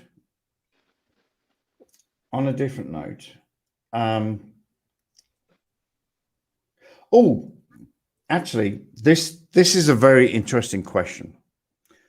This is absolutely a very interesting question. This was posed to me by Joe Prostenik, and she's an artist, and if eventually when her art comes online, then we all need to go and buy some. But I was talking to her offline, and we had this discussion about being born into something. Now, she told me that literally the second a camera was put in her hand, she was taking photos. And I'm talking way back. I mean, Joe's about 472 years old. But obviously before cameras were invented. But someone put a camera in her hand and she was taking pictures immediately. When I was born, as a kid, I used to play cops and robbers. And I was always the policeman. I ended up being a policeman. What are all your thoughts? And we'll go top right, Sean, Goober, and Chief. What are your thoughts about being born into a career path? Well, I can see it because I was born into music. I don't know if I can really comment on this one. Because I was moved around a lot as a kid. And I don't remember much about my childhood. All right. Okay. Appreciate that comment. Sean, you said you were born into music. Yeah. So, without being too graphic, you're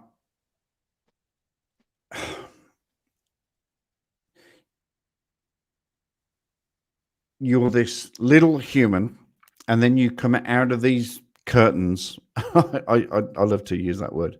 You come out of the curtains, you come into the light, and you go, oh shit, fuck, I love music. I was surrounded by it.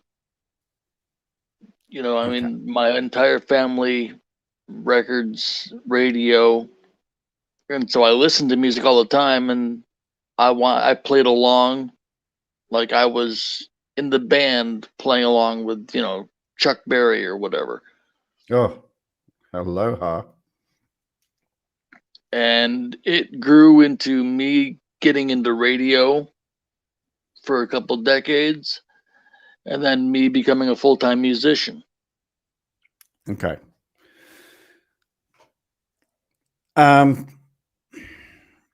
Chief, what's your? I know you have from memory, I do know that you have a sort of policing back. I think your grandfather or something was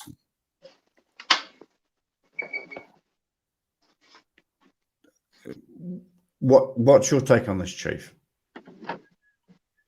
Yeah, well, my grandfather was in the Navy. My dad was in the Marine Corps during World War II.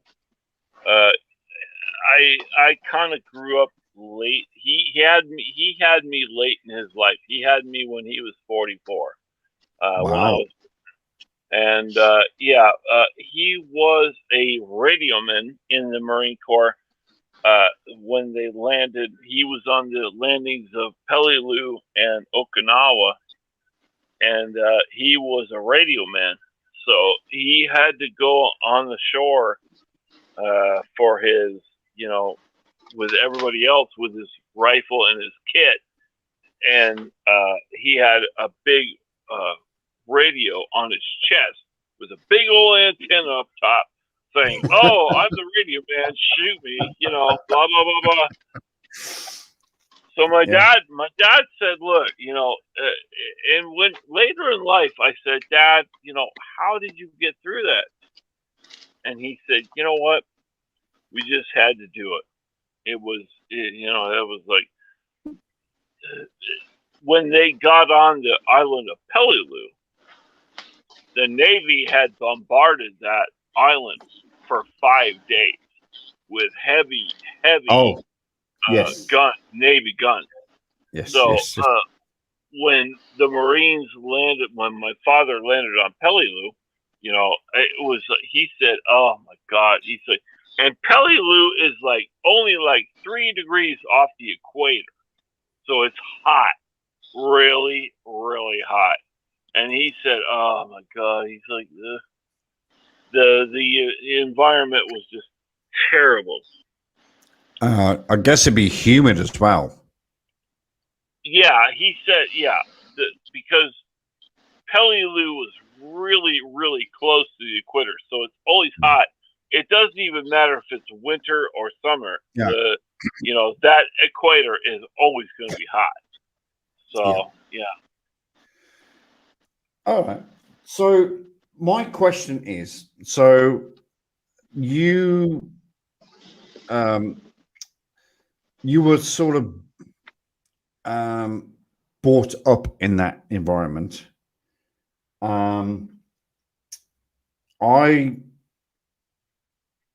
Now this is what I was trying to get to is, are we born into a career path? Now, Joe Prestonic has not, or any of her family are artists. My family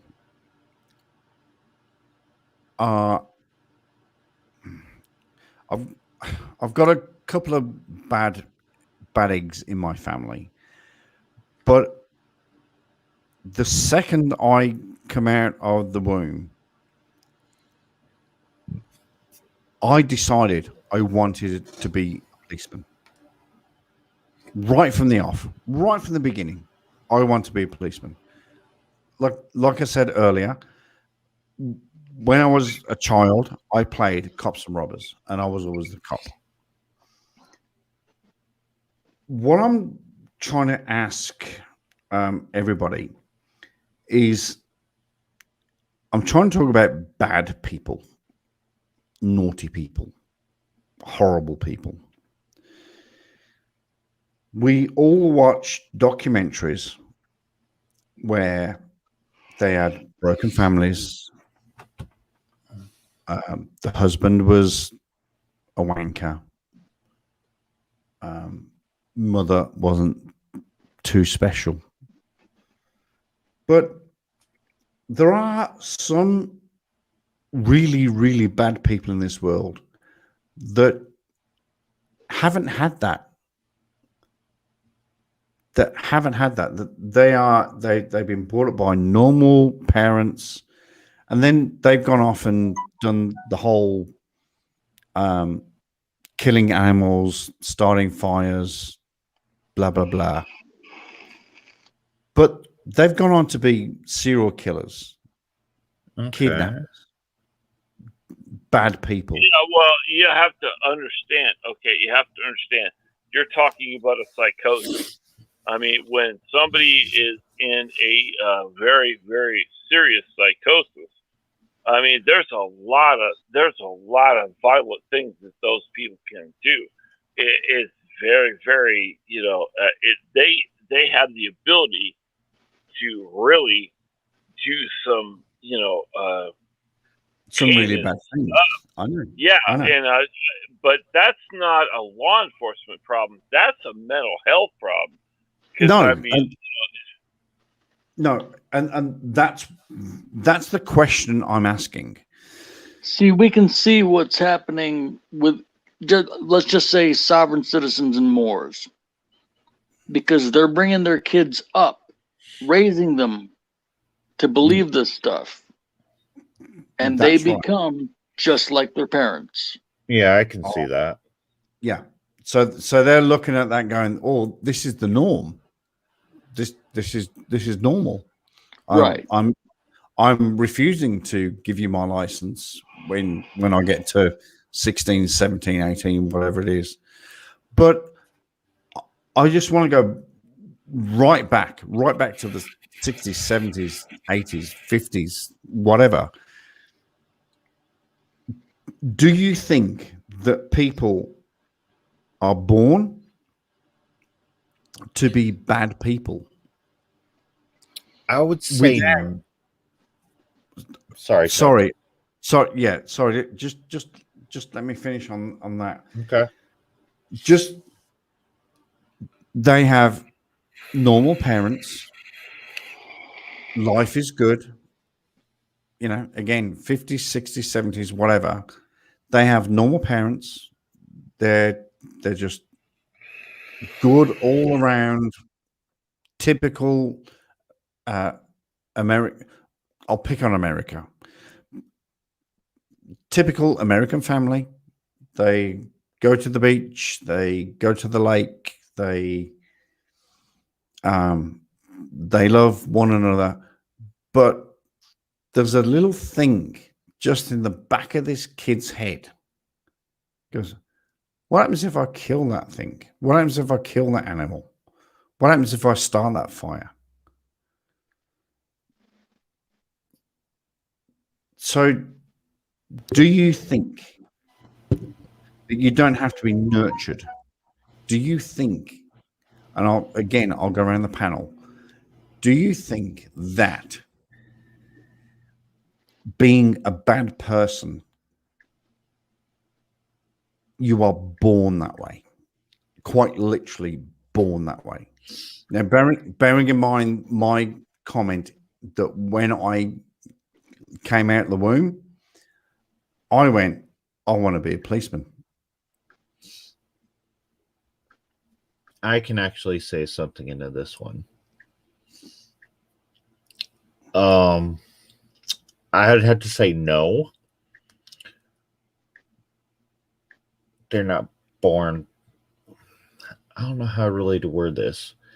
I guess it would have to be in reference to Beverly's comment there that CPS gets some of those children out of that environment. Yes and no. Because I can definitely comment on that one, given my own childhood from what I remember. I was taken from both my mother and father and placed into child protective services. And I hate to say it was actually worse being in that environment compared to actually being with my mother and father. Mm-hmm. So it can be a very rarely, from at least my own experience, it's more bad, I think, than good. Some people do get placed in very good houses. But at least during that time, you're kind of referencing like the 80s, maybe early 90s. At least it was for me. I literally felt like I was in hell. And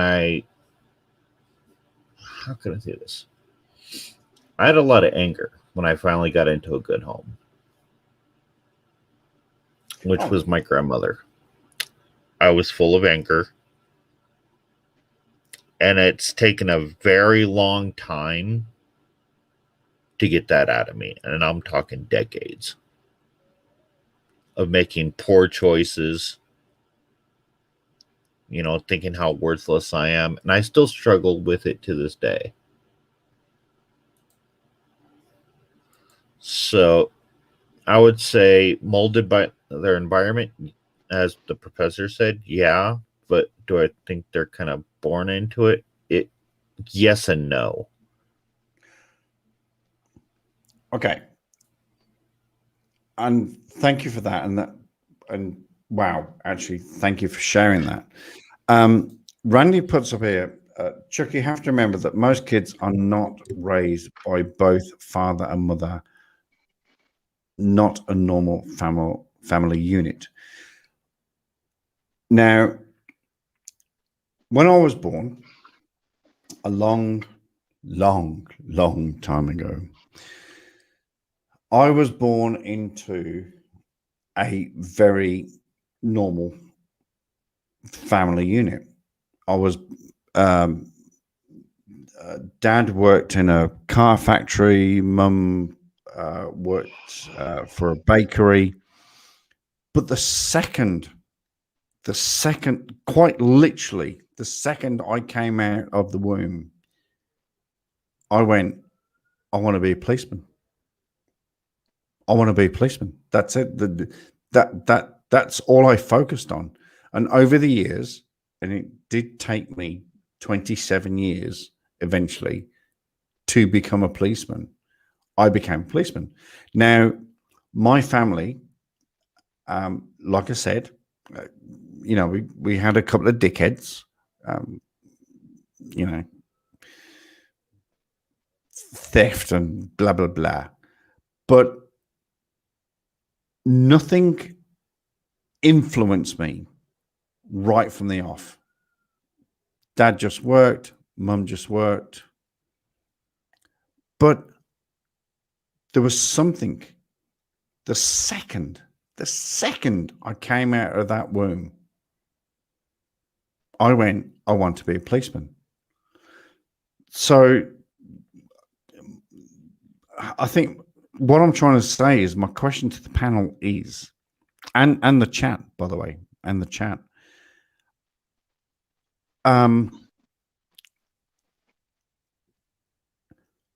it doesn't, you don't have to be influenced by family or by what's happened before or what's gone before.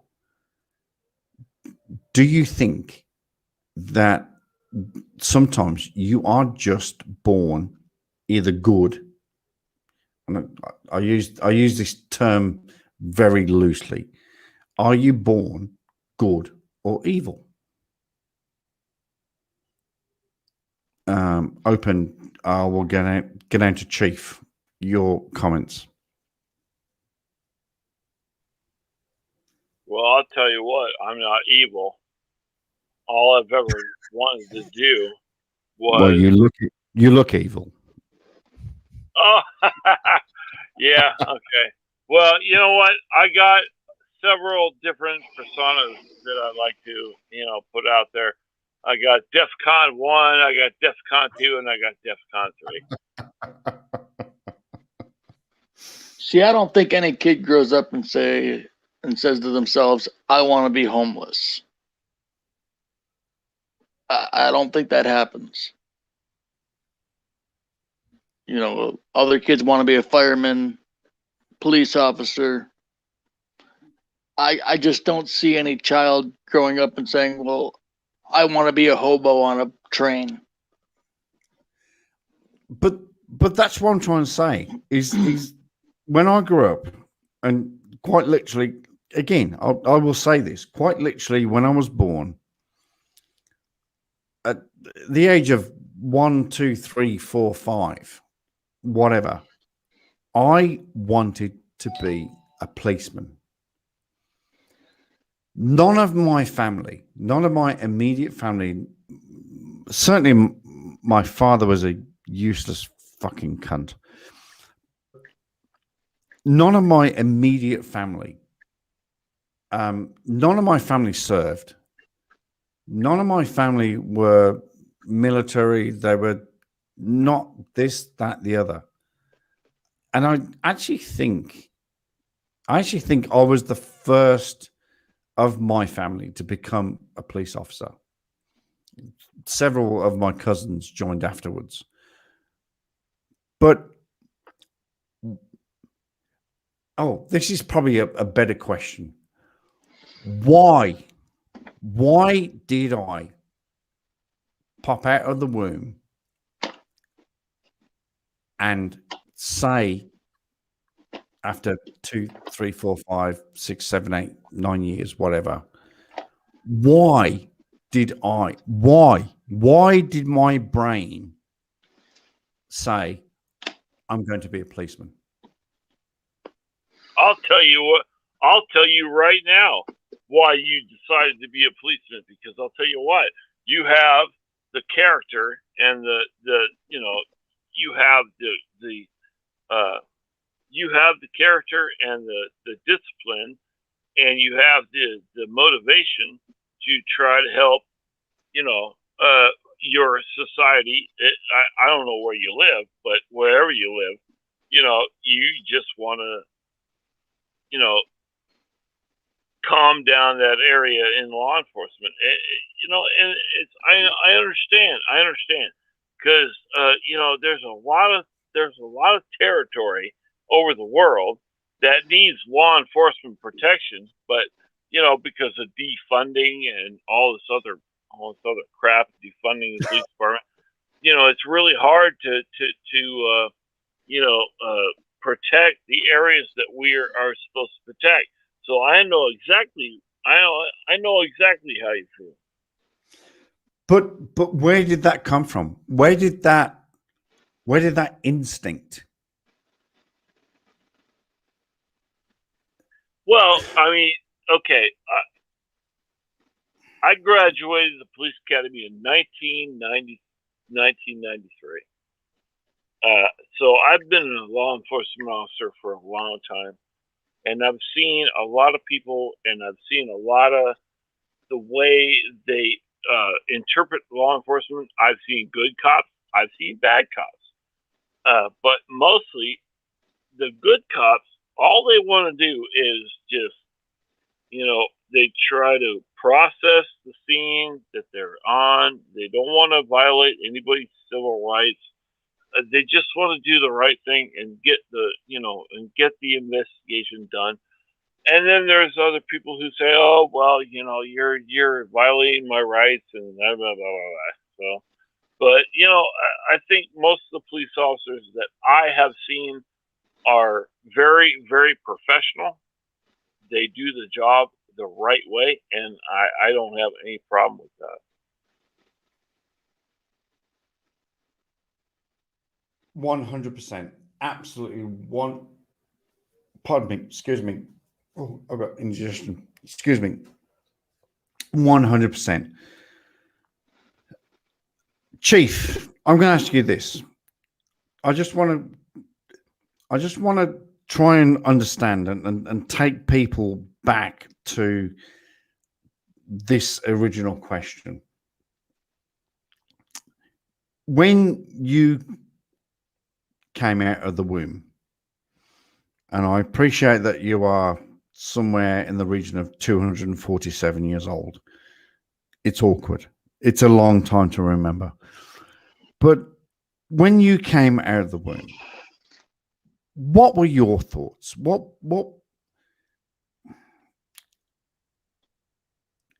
like I said, when I was born, my immediate thought was, I want to be a policeman.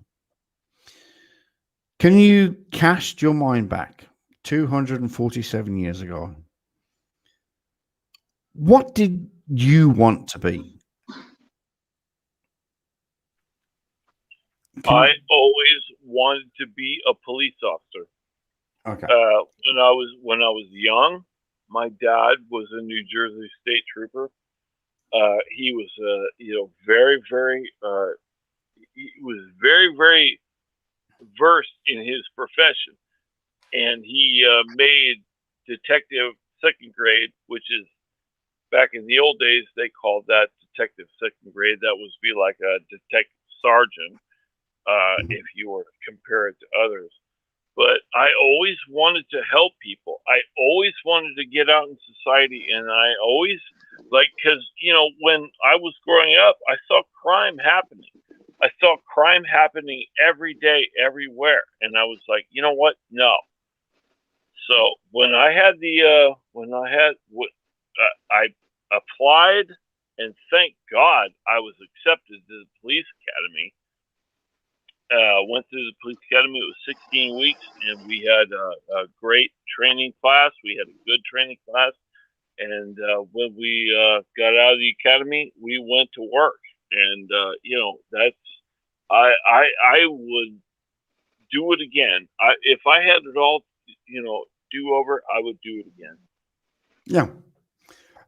Sean, Yes, sir. from your earliest memories, Okay. what did you want to be? What? I wanted to be in the Beatles. Okay. Well, I wanted to be Chuck Berry. I wanted to be those, the music that I heard. I wanted to be them. now was that from a really, really, really young age? Yeah. Okay.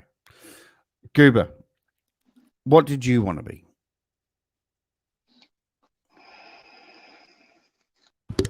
Honestly, for me, I actually did want to be a cop, but then I kind of screwed up and got in trouble. Okay. All right, but so from doesn't matter what happened after that. But my point is, and my absolute this is a very good point. There are with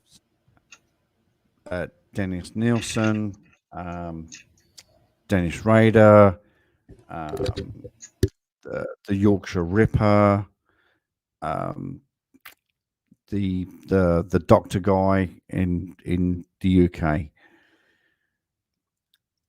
They were really, really bad human beings, but they didn't come out of the womb going. And I can qualify this. I can quantify this. I came out of the womb going, one day I'm going to be a policeman. Did they come out of the womb going, I'm going to be a serial killer? I'm going to kidnap people. I'm going to rape every single woman on this earth. Even if, because like I said, I come out of the womb. My dad, yeah, okay, he was a total douchebag, granted, but I didn't know that at the time. But I don't have any really bad people in my family. But that's what I wanted to do. So my question is, again, I'll go around the panel and I'll start with Sean and Goober and I'll come back to Chief. Do you think people are just born bad? Sean?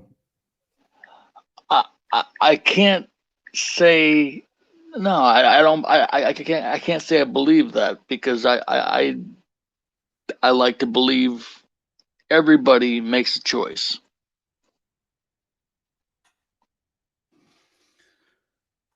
Okay.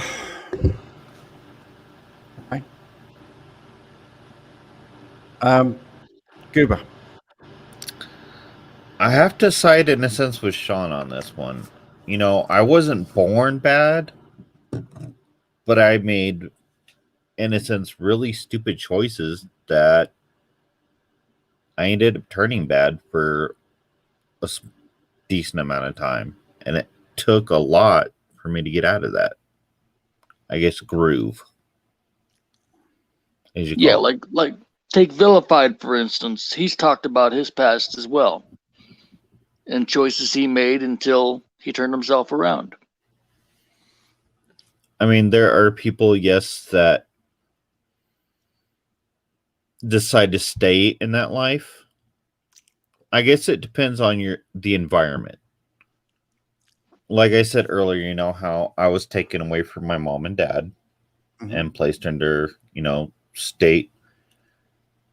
That environment might have actually influenced me to make the choices like that I did. And then because I started stealing, getting in trouble. But then when I got pulled out of that into a really good environment, it's like my mind was fractured. I don't know how to put it, like a battle going on in my head between the time I was experienced while in CPS to all of a sudden I'm getting thrown in this really good environment, and I kind of knew more about the bad environment than I did the good. But if that makes what I'm- sense. It does. It does. But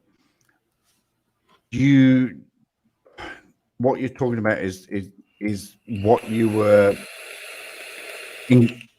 sort of engrossed in, and what you were bullet. What I'm asking is, and I might not be doing this in the most eloquent way. Okay. My question is, do you think that some people, and yes, Goober, you've had, fuck, I know your circumstances and they are horrible, but what I'm asking is it possible when someone pops out the womb, and like I said, for me personally, as soon as I popped out, I said, I'm going to be a policeman.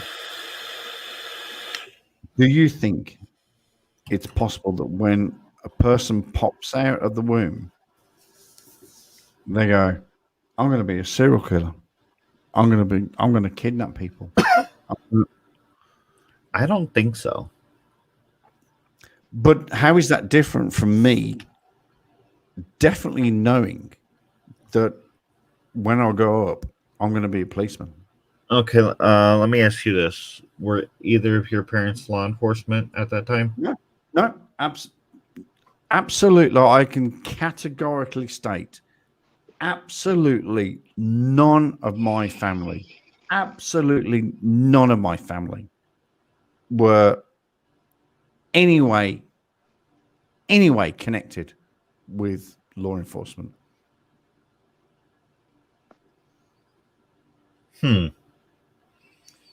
Exactly. Do you see what I'm saying? Just from the what if side of me, says it's plausible.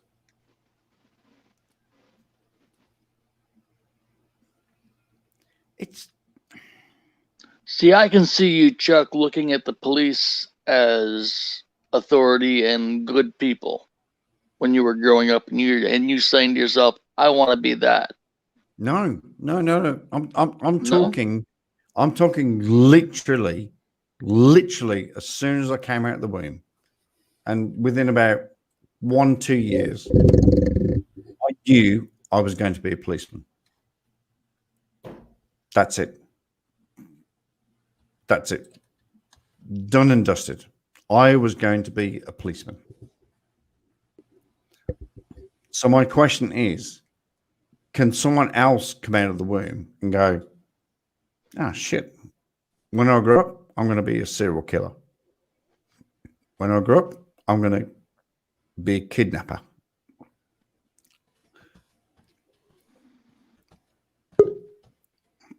Yeah, that's a psychology thing that I don't know. I'd have to call my aunt on that one because she's a psychologist, honestly. But Yeah. I mean, Liz D is a social worker. She'd be able to pipe in on that. yeah, She could completely weigh in. But like I said, I have absolutely in my family prior to when I was born, nobody was in law enforcement. Absolutely nobody. I mean, the only way I could potentially relate in any way is my family, the good part of my family at least, all had jobs in computers. So, you know, when I did get put into that good environment, I was basically thrown in front of a computer and said, learn it. And I developed a love and passion for computers. But as far as me being born and saying, you know what, I'm going to be an IT tech, I would say no, because for me, in a sense, computers really weren't a thing back then. I mean, don't forget, how old are you, Goober? You're what? 40. 276 years old, and computers would never even thought of that. Cat, I wish.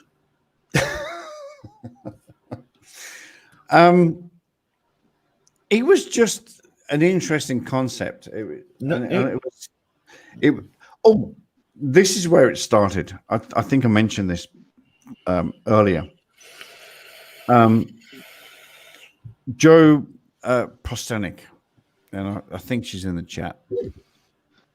When she was born, it felt so natural to her to be an artist. And again, none of her family were anywhere involved in artistry. Not photography, not painting, nothing. But apparently somebody put a camera in her hand and it felt natural. She said to me, I was talking to her last night, and she went, "This feels so natural, so normal." So did she come out of the womb being an artist? Did Don Bradman, famous Australian cricketer, did he come out of the womb going, "I'm going to be a cricket. I'm going to light up the world with cricket"? Did what's that tall black guy with no hair and plays basketball? LeBron. Did LeBron James come out of the womb going, "I'm going to play basketball"?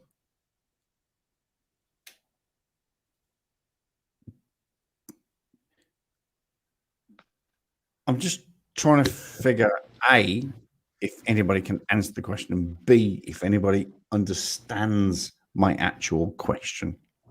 I understand it. I just, that's so deep in psychology that, man, like I said, I've never, thought in any thought of mine that somebody would grow up and say, "I want to be a drug dealer. I want to be homeless." I just don't see that. However, there were studies done, as the chat is saying now, there were studies done saying serial killers, after being interviewed, said, "I don't know. I just can't help myself." And yes, they did have a certain percentage did have family issues, the father, the mother, and blah blah blah blah blah blah blah. And yes, okay, we feel sorry for them because they had that problem. But some of them did not have those issues. Oh yeah. Some of them were just normal families, and they rocked up, and Oh my goodness. And some of those just they just turned into bad people right from the off with no influence. It's not. I'm sorry. I know. I keep coming back to me.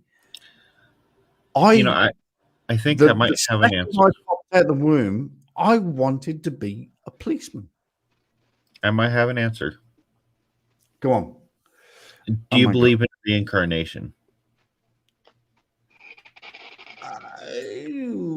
Oh wow. Okay.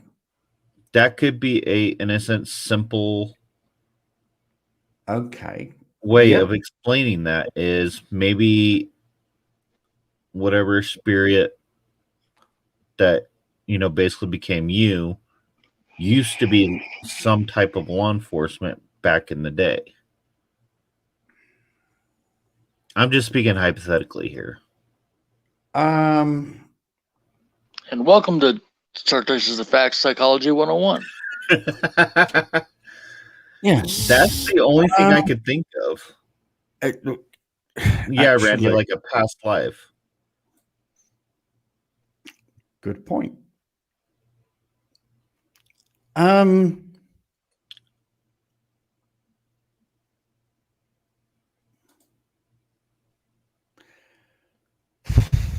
Okay, let me just compute that for a moment, because Do we need to be all laying on a couch to speak to each other like this? yeah, we should all be in Lucifer's office and during season 4 and just talking.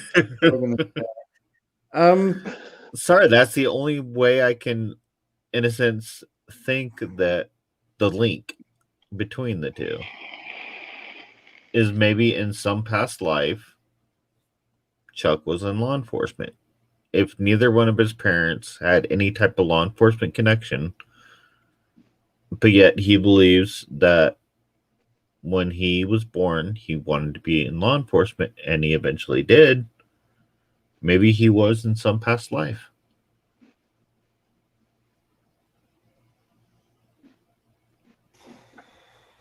Yeah, there's stories of that kind of stuff too. Yeah. Okay. Sorry if I stirred up a nest. I'm sorry, Shoot, but you have stormed up a fucking massive hornet's nest. I'm sorry. You really poked. You fucking really poked it. I mean, you didn't just just give it a jab. Chuck, Fuck you you. opened the can. Well, yeah, but oh god! But if You you didn't know how backpedal, deep the can was. but if you backpedal a bit, did the can actually deserve the? Wow. Okay. No, I'm going to shut up right now, and I'm just going to just All right. So I'm sorry, Chuck. No. Actually, you bring up a very, very, very valid argument. Reincarnation. In fact, I'm going to throw this open to the chat because, oh my god, this is getting exciting. Can I change the title of this? Can I change the title of the? You should be able to. Yeah, since King Nincompoop never showed up. Yeah, fucking useless bastard. Hey, even when I've called out Moors, they never show up. But they always want to say something after the video.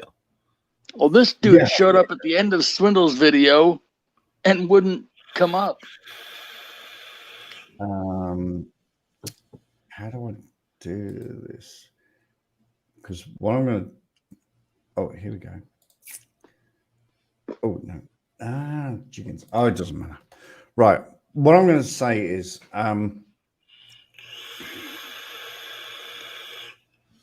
the reincarnation thing is definitely, I think everybody in the chat will agree with you. Reincarnation is a very personal and debatable entity. Is it possible? I will say question mark. Is it achievable? I will say question mark. Is it real? I will say question mark. That's one of the ultimate myths that I thought we were going to bring up during yesterday's Odd Couple thing. Yeah. Oh, yeah. Go on, Sean. Expand on that. Because a lot of the native culture does revolve around reincarnation and spirit animals and such. Yeah. So there's a lot that goes behind that. And it all bases on belief and faith.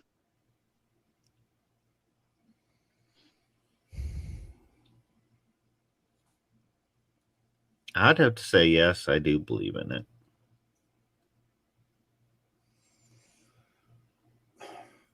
From a... Later, Tom. Oh, it's Tom going. Sorry. Good night, Tom. Sorry, I've been missing the chat a little bit. Sorry. Good night, Tom. Oh, there you are. Good night, Tom. Take care. Thank you so much for dropping by. You know, I always appreciate you dropping by, Tom. From a, and I'm obviously not a scientist, but from a scientist's point of view, my scientist brain goes, give me evidence. Yeah. Show me the proof. If it's there, I'm down with it. But, okay. Discuss, Sean. Okay, look at a cockroach. And then look at Devon. Coincidence? Oh, ouch.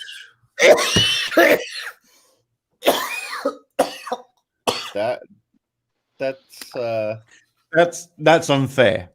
I think I'm going to go with Goober on this one. That's. Oh God, you made me choke, you bastard.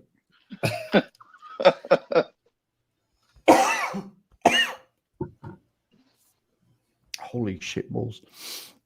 Oh my God, Sean. I gave you the floor and you gave me Devon and a cockroach.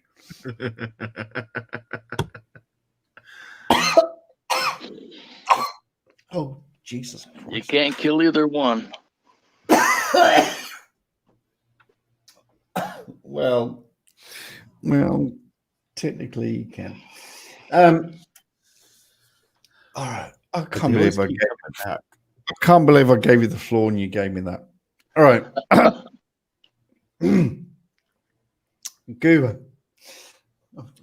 I have to say, in the whole presence of that, you know, like you said, Chuck, a part of me is like, yes, you know, if it exists, show me. But the other part of me that's the more of the what if thinks it is possible. And the only way to really, with our level of technology as of right now, you kind of have to go on faith. And it does kind of answer some questions. And I interrupt you with an faith. So where does faith come from? True religion.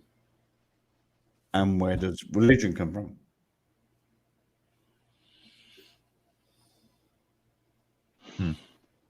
A social acceptance of a book. Yeah.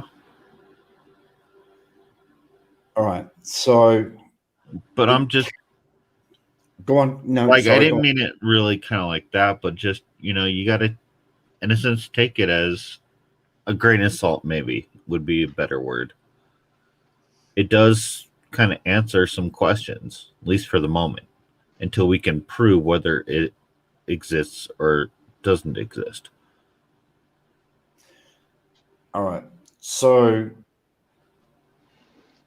just go a wee bit back through science that they have quite literally proved, quite literally to almost to the second, that 4.65 billion years ago the bang happened.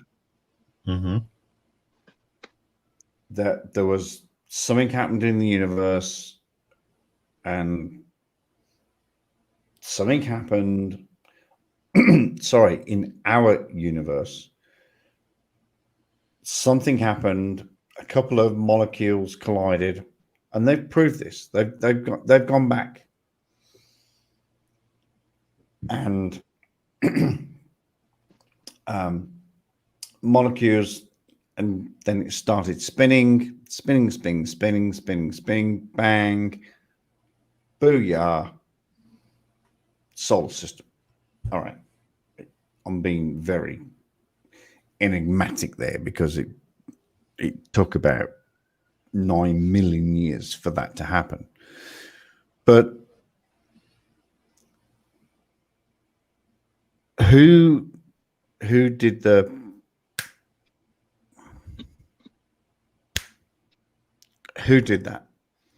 Now, I don't personally, and you can all slate me. You can absolutely all slate me in the chat. Not just some mythical guy who apparently only appeared round about what 33 BC, 34 BC.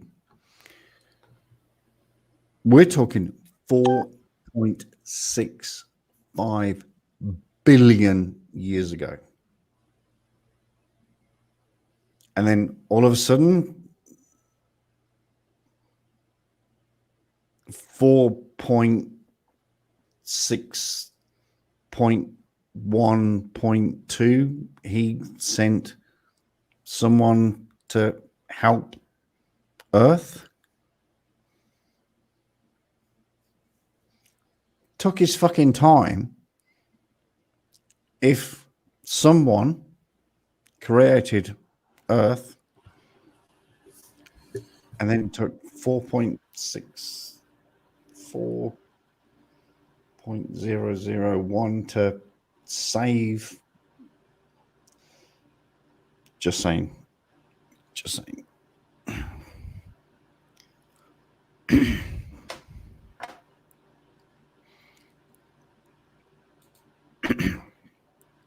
At Church House Facts, in a past life, I was a Moorish American national. I remember getting my conveyance windows getting smashed, dragged out of a conveyance. A guy in a costume demanding my. Oh, in a costume. I like that bit, in a costume.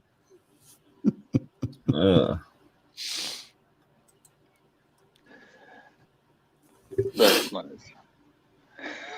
That's good. That's a great fucking comment. I like that. What's this? There's only a finite amount of energy in the universe, so maybe it's no. There's not a finite amount of energy. There is an infinite amount of energy in the actual universe. Way out there, catnap. There's so much energy. There's so much energy you wouldn't even begin to imagine. All right. Well,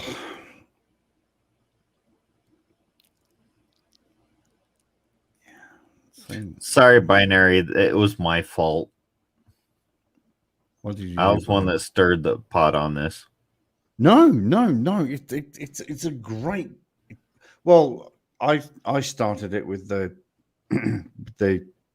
In fact, actually, Joe started it. We were talking last night, and she asked me this question, and I went, "Shit, that's a really good fucking question." And then it's turned around into the universe, but the more I think about it, the more I actually think about it, the more I actually think about it, the better the argument gets about. And again, we technically don't do religion, politics, and COVID on this channel. But, and it is a but, and I apologize to anybody that is religious. If God, sorry, if the artist formerly known as God created the Earth, the solar system, 4.65 billion years ago, then why did it take him just over 2,000 years ago to send someone to save humanity who had only been in existence for around about 60 to 70,000 years? Speak of the devil, Miss Virgo, Oh, could probably shed a lot of light on this potentially. She's not coming up because I was about to close this. Fuck me, dead. I'd love to hear Virgo's take on this. Oh well. From a Native American standpoint, yeah. Yeah, because like I said, I know what I was brought up into, and a lot of people have different, views on it. So I'd love to hear it. But it's Chuck's channel, so it's his decision. Jesus Christ. And to be honest, with everything I've said tonight, I will stand by. I'm going to stand by everything I say. Okay. Doesn't matter what that. Doesn't matter what my beautiful wife says. Good comeback. And Chuck, you brought up a good topic. Yeah, you did actually. And that's why it just clicked in my head in a sense that, maybe that could be the link to him when he was born and, kind of thought, that's what I want to be. Very true. Yeah.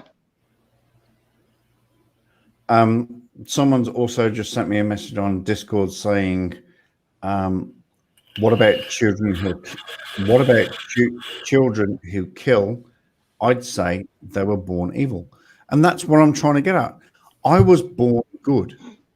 I literally was born good. I wanted to be a policeman.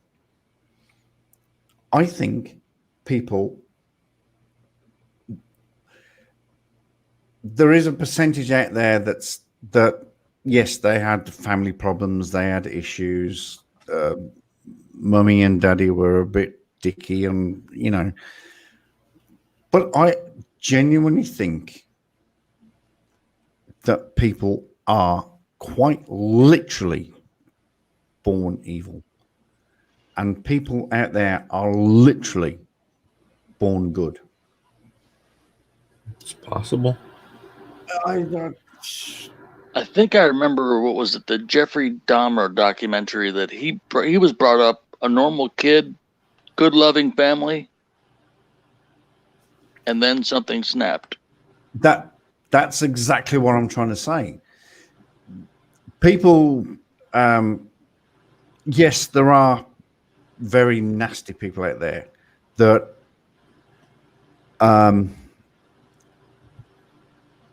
had parental issues. There's no two shakes about it. There's absolutely no two shakes about it.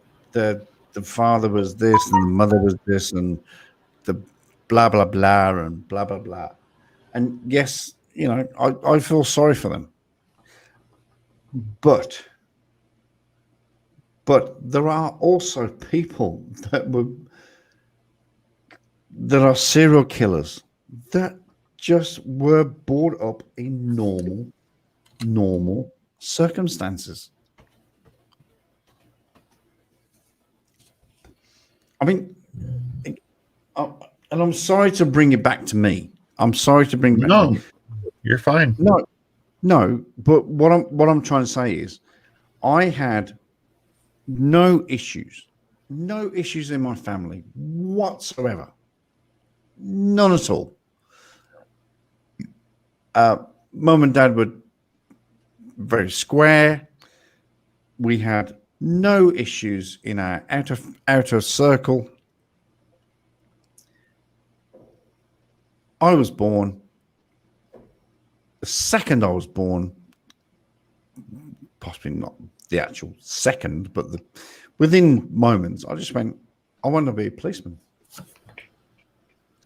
And I became a policeman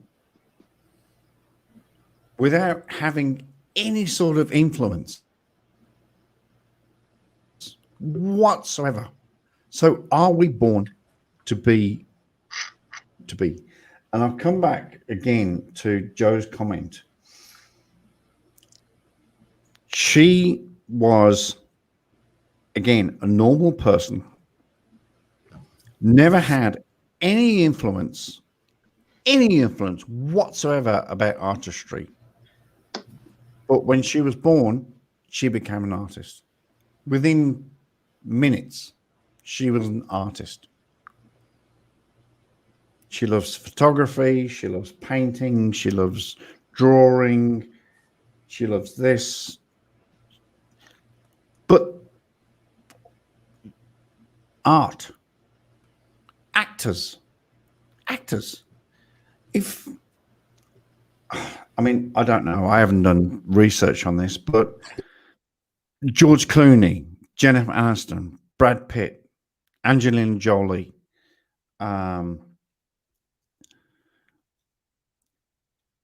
if they haven't got any sort of influence about them at all, and again, I haven't actually, well, George Clooney, technically his auntie was, what's the face? So he had a little bit of, but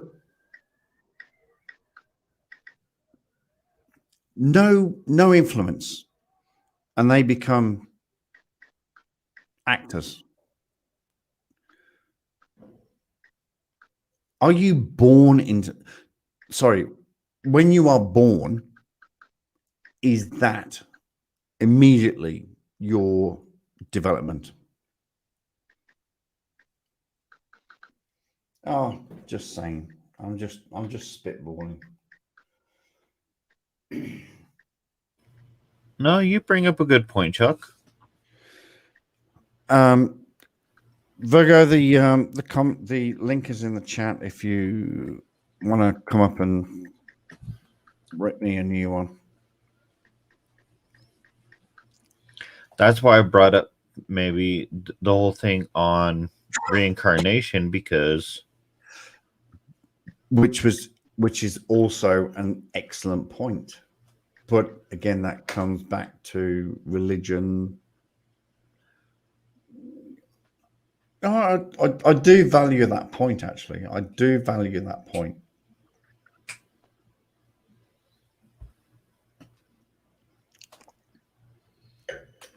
That could be, in a sense, a link. May not be the link that proves it, but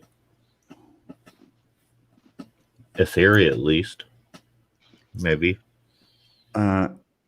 It's actually been proven that almost everybody has some sort of creative ability when if they're nurtured by people around them or support them or not.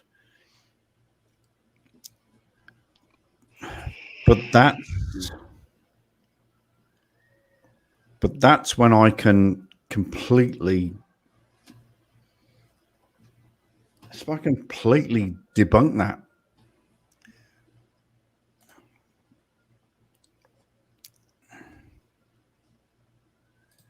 Yeah, there's no problem with hearing puppies. I would love to enjoy it, but I've got puppies all over me right now. Unfortunately, it's not possible. No one will be able to hear me. Doesn't matter. Oh, no. She's obviously busy. So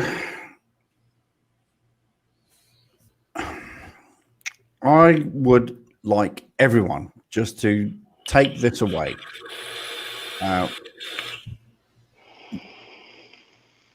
I guess we're going to close it here because we're almost at 3 hours. Just have a think. Just have a think. When you were a child, you know, many moons ago, and a lot of us are roughly around the same age. We're all roughly somewhere between 40 and 60, 70. So we're not kids.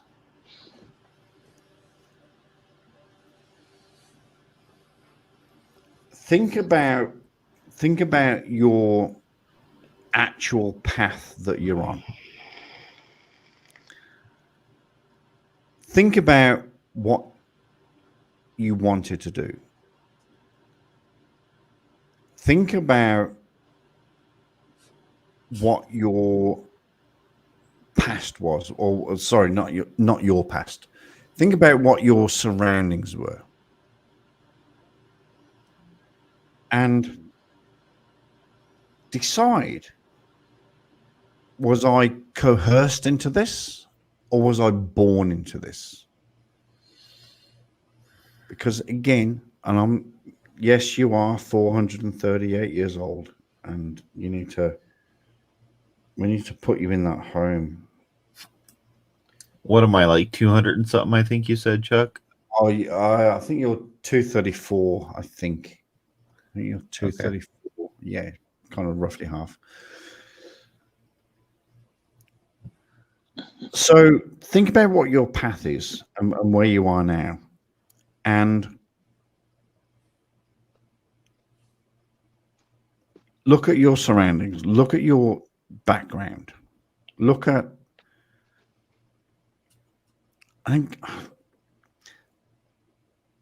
do you think that you were born like this? You were actually physically born like it. And again, I'll come back to me, and I don't want to come back to me, but I want to come back to my example. My parents were total normal people, just completely blowjos. And I say that funny because I know Virgo's listening. They were completely normal Joe Blows. I came out into that world and I wanted to be a policeman. That's it.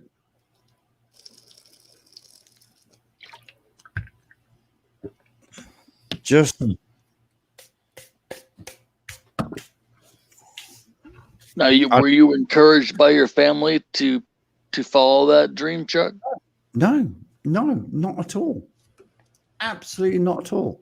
And I was never prompted, never prodded, never pushed, never poked, never pushed in that direction. No, Not at all. No. What I'm saying, did your family support you in what you wanted to do?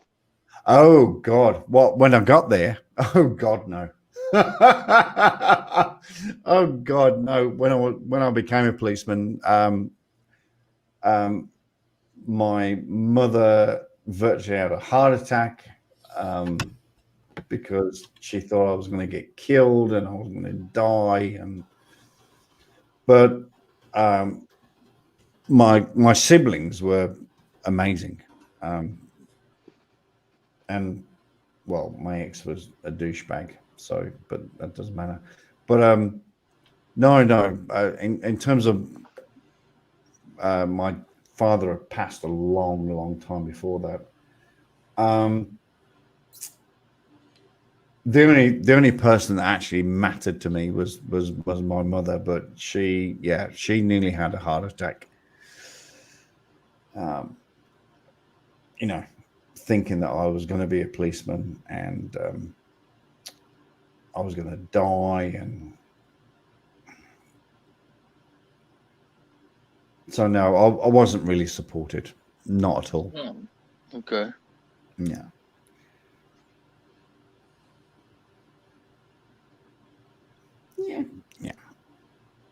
Yeah. See, I was, totally opposite thing. My family encouraged any of, my siblings and myself, if that's what you want to be it.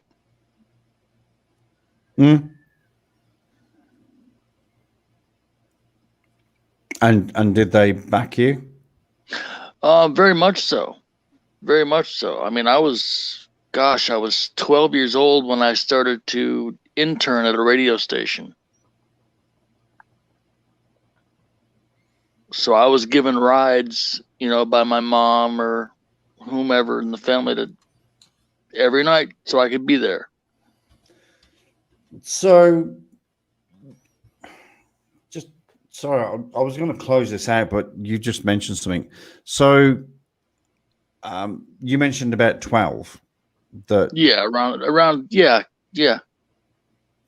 Okay. So before then, I pretended to be in radio. So. Okay. So how far back? I mean, let's go back. I mean, I'd say preschool. 6, 5, 4, 3. Yeah, I'd say preschool time, around 4 years old. I can remember playing radio with a microphone and just playing songs on a tape deck or record player back then, an 8-track player, playing songs and pretending to be a DJ since before kindergarten. Oh, so that's 4 years. Okay. Well, so obviously to you at the age of 4, that felt absolutely normal. Yeah, that was my life. Absolutely not. So you did not want to you'll have a question. All right. Thanks, Virgo. I thought you were going to jump in, but that's fine. So at the age of 4, so at the age of 3, you weren't thinking about stalking the streets and killing people and traveling around America and dragging men and women off the streets and killing them and putting them in ditches. I have no idea what I was thinking at 3 years old. I don't remember that part of my life. Like I said, my earliest memories are of me in the basement with the 8 tracks and the records playing radio.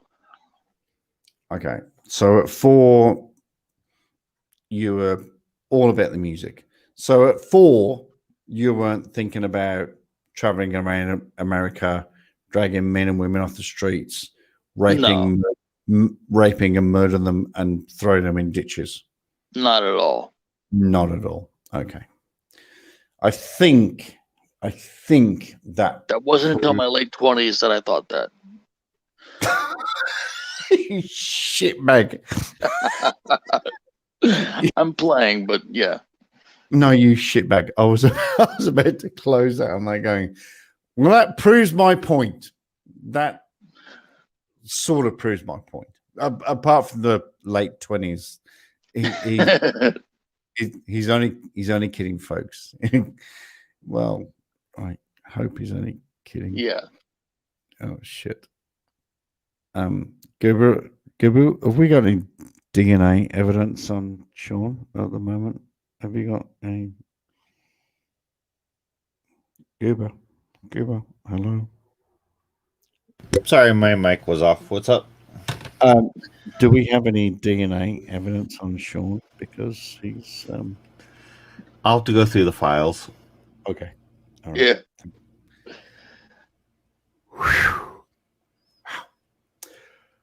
There might be something in there.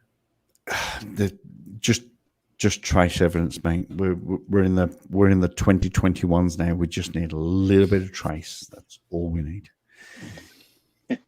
I think I might have a hair stored, and I'll have to check the files. Oh, thank God for that, because he was talking about murdering people in the back when he was 20. Yeah. That was after my second child was born. Yeah. Oh, Dickens. Oh, my God. Okay. Goober, just grab some sort of fucking evidence, please. All right. Thank you. Ladies and gentlemen, thank you so much. Unfortunately, my wonderful wife could not join us. Bless her. I think she was probably a bit scared of this one because I've got this one. I've got this debate. Not debate, but this conversation. Ladies and gentlemen, thank you so much. I want to thank so many people. Do I have time to do it? Yes, I do, because it's my fucking channel. I want to thank, at the top of my list, I want to thank Sean. Thank you so much for taking part in this debate. Much appreciated. Well, thank you for having me, Chuck. I would definitely love to thank Goober for being here and having a bit of a chinwag and putting a little bit of a different spin on things. Thank you, Goober. You're welcome. Thank you for having me on. You're welcome. I would love to thank the Hornet, Randy, Binary, Baker Street, Virgo, although she didn't participate. Oh my God, who else? Big Bass Cat. Thank you. Joe Prestonic. And Joe was the one, I think I mentioned, was the one that gave me the idea for this debate. And I think it went very, very well. Beverly, Cheryl, Pat, Kimballs. Oh, shit, Kimballs. Did you get in there? I didn't see you in there, you little... Yes, she's been here for a while. Yeah. I didn't see it. Oh, I'm sorry, Kimballs.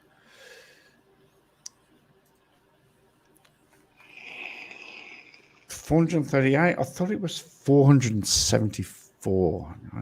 I'll have to check the records on that one.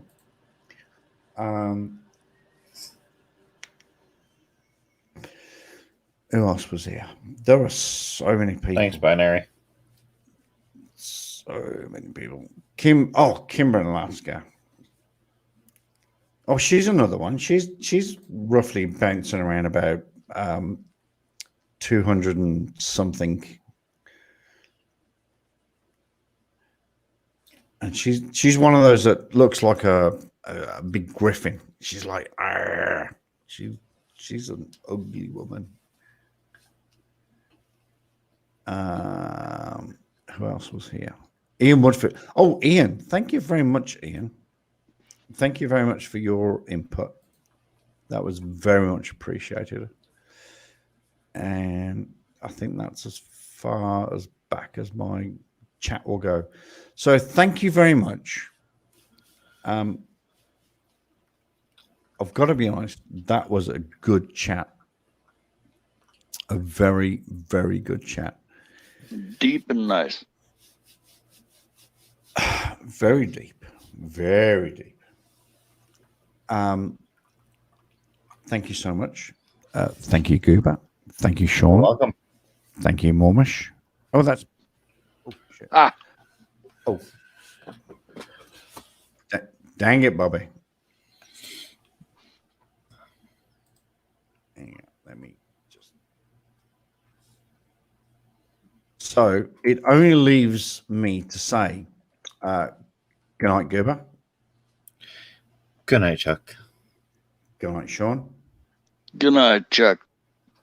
And Chuck. Say good night, Chuck. Good night, Chuck. Yeah, don't forget Chief. Oh, shit. Course balls. Bollocks. Yes, you're absolutely shit. Thank you, Randy. Yes, the chief was in here. That's why the chat only goes so far up. But yes, you're absolutely right. I if you're watching this on playback, oops, I'm sorry. Thank you so much for being in the chat as well. Oh my stars. If anybody would like to talk about this further, is the catnut still in here? I think she's probably gone.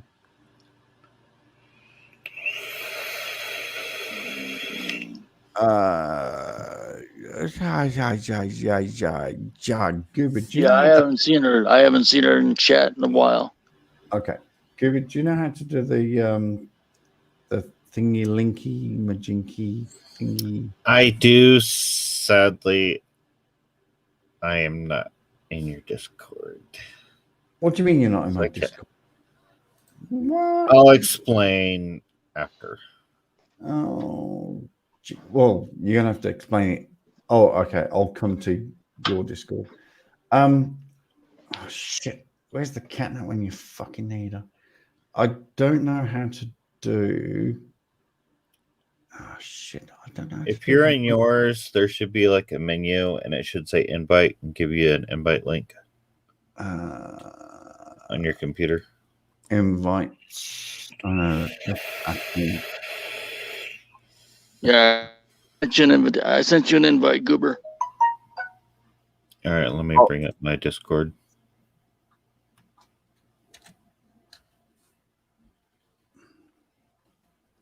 Okay. Sean, can you post a link to Discord? My Discord, the Late Late Chuck Show. I'm trying to figure out how to do that. Yeah, I'll do it in a minute here. I'm starting up my Discord. Give me a second. I have not got a Scooby Doo how to do it. General. Oh, hang on. I got it. Have you got it? Yep.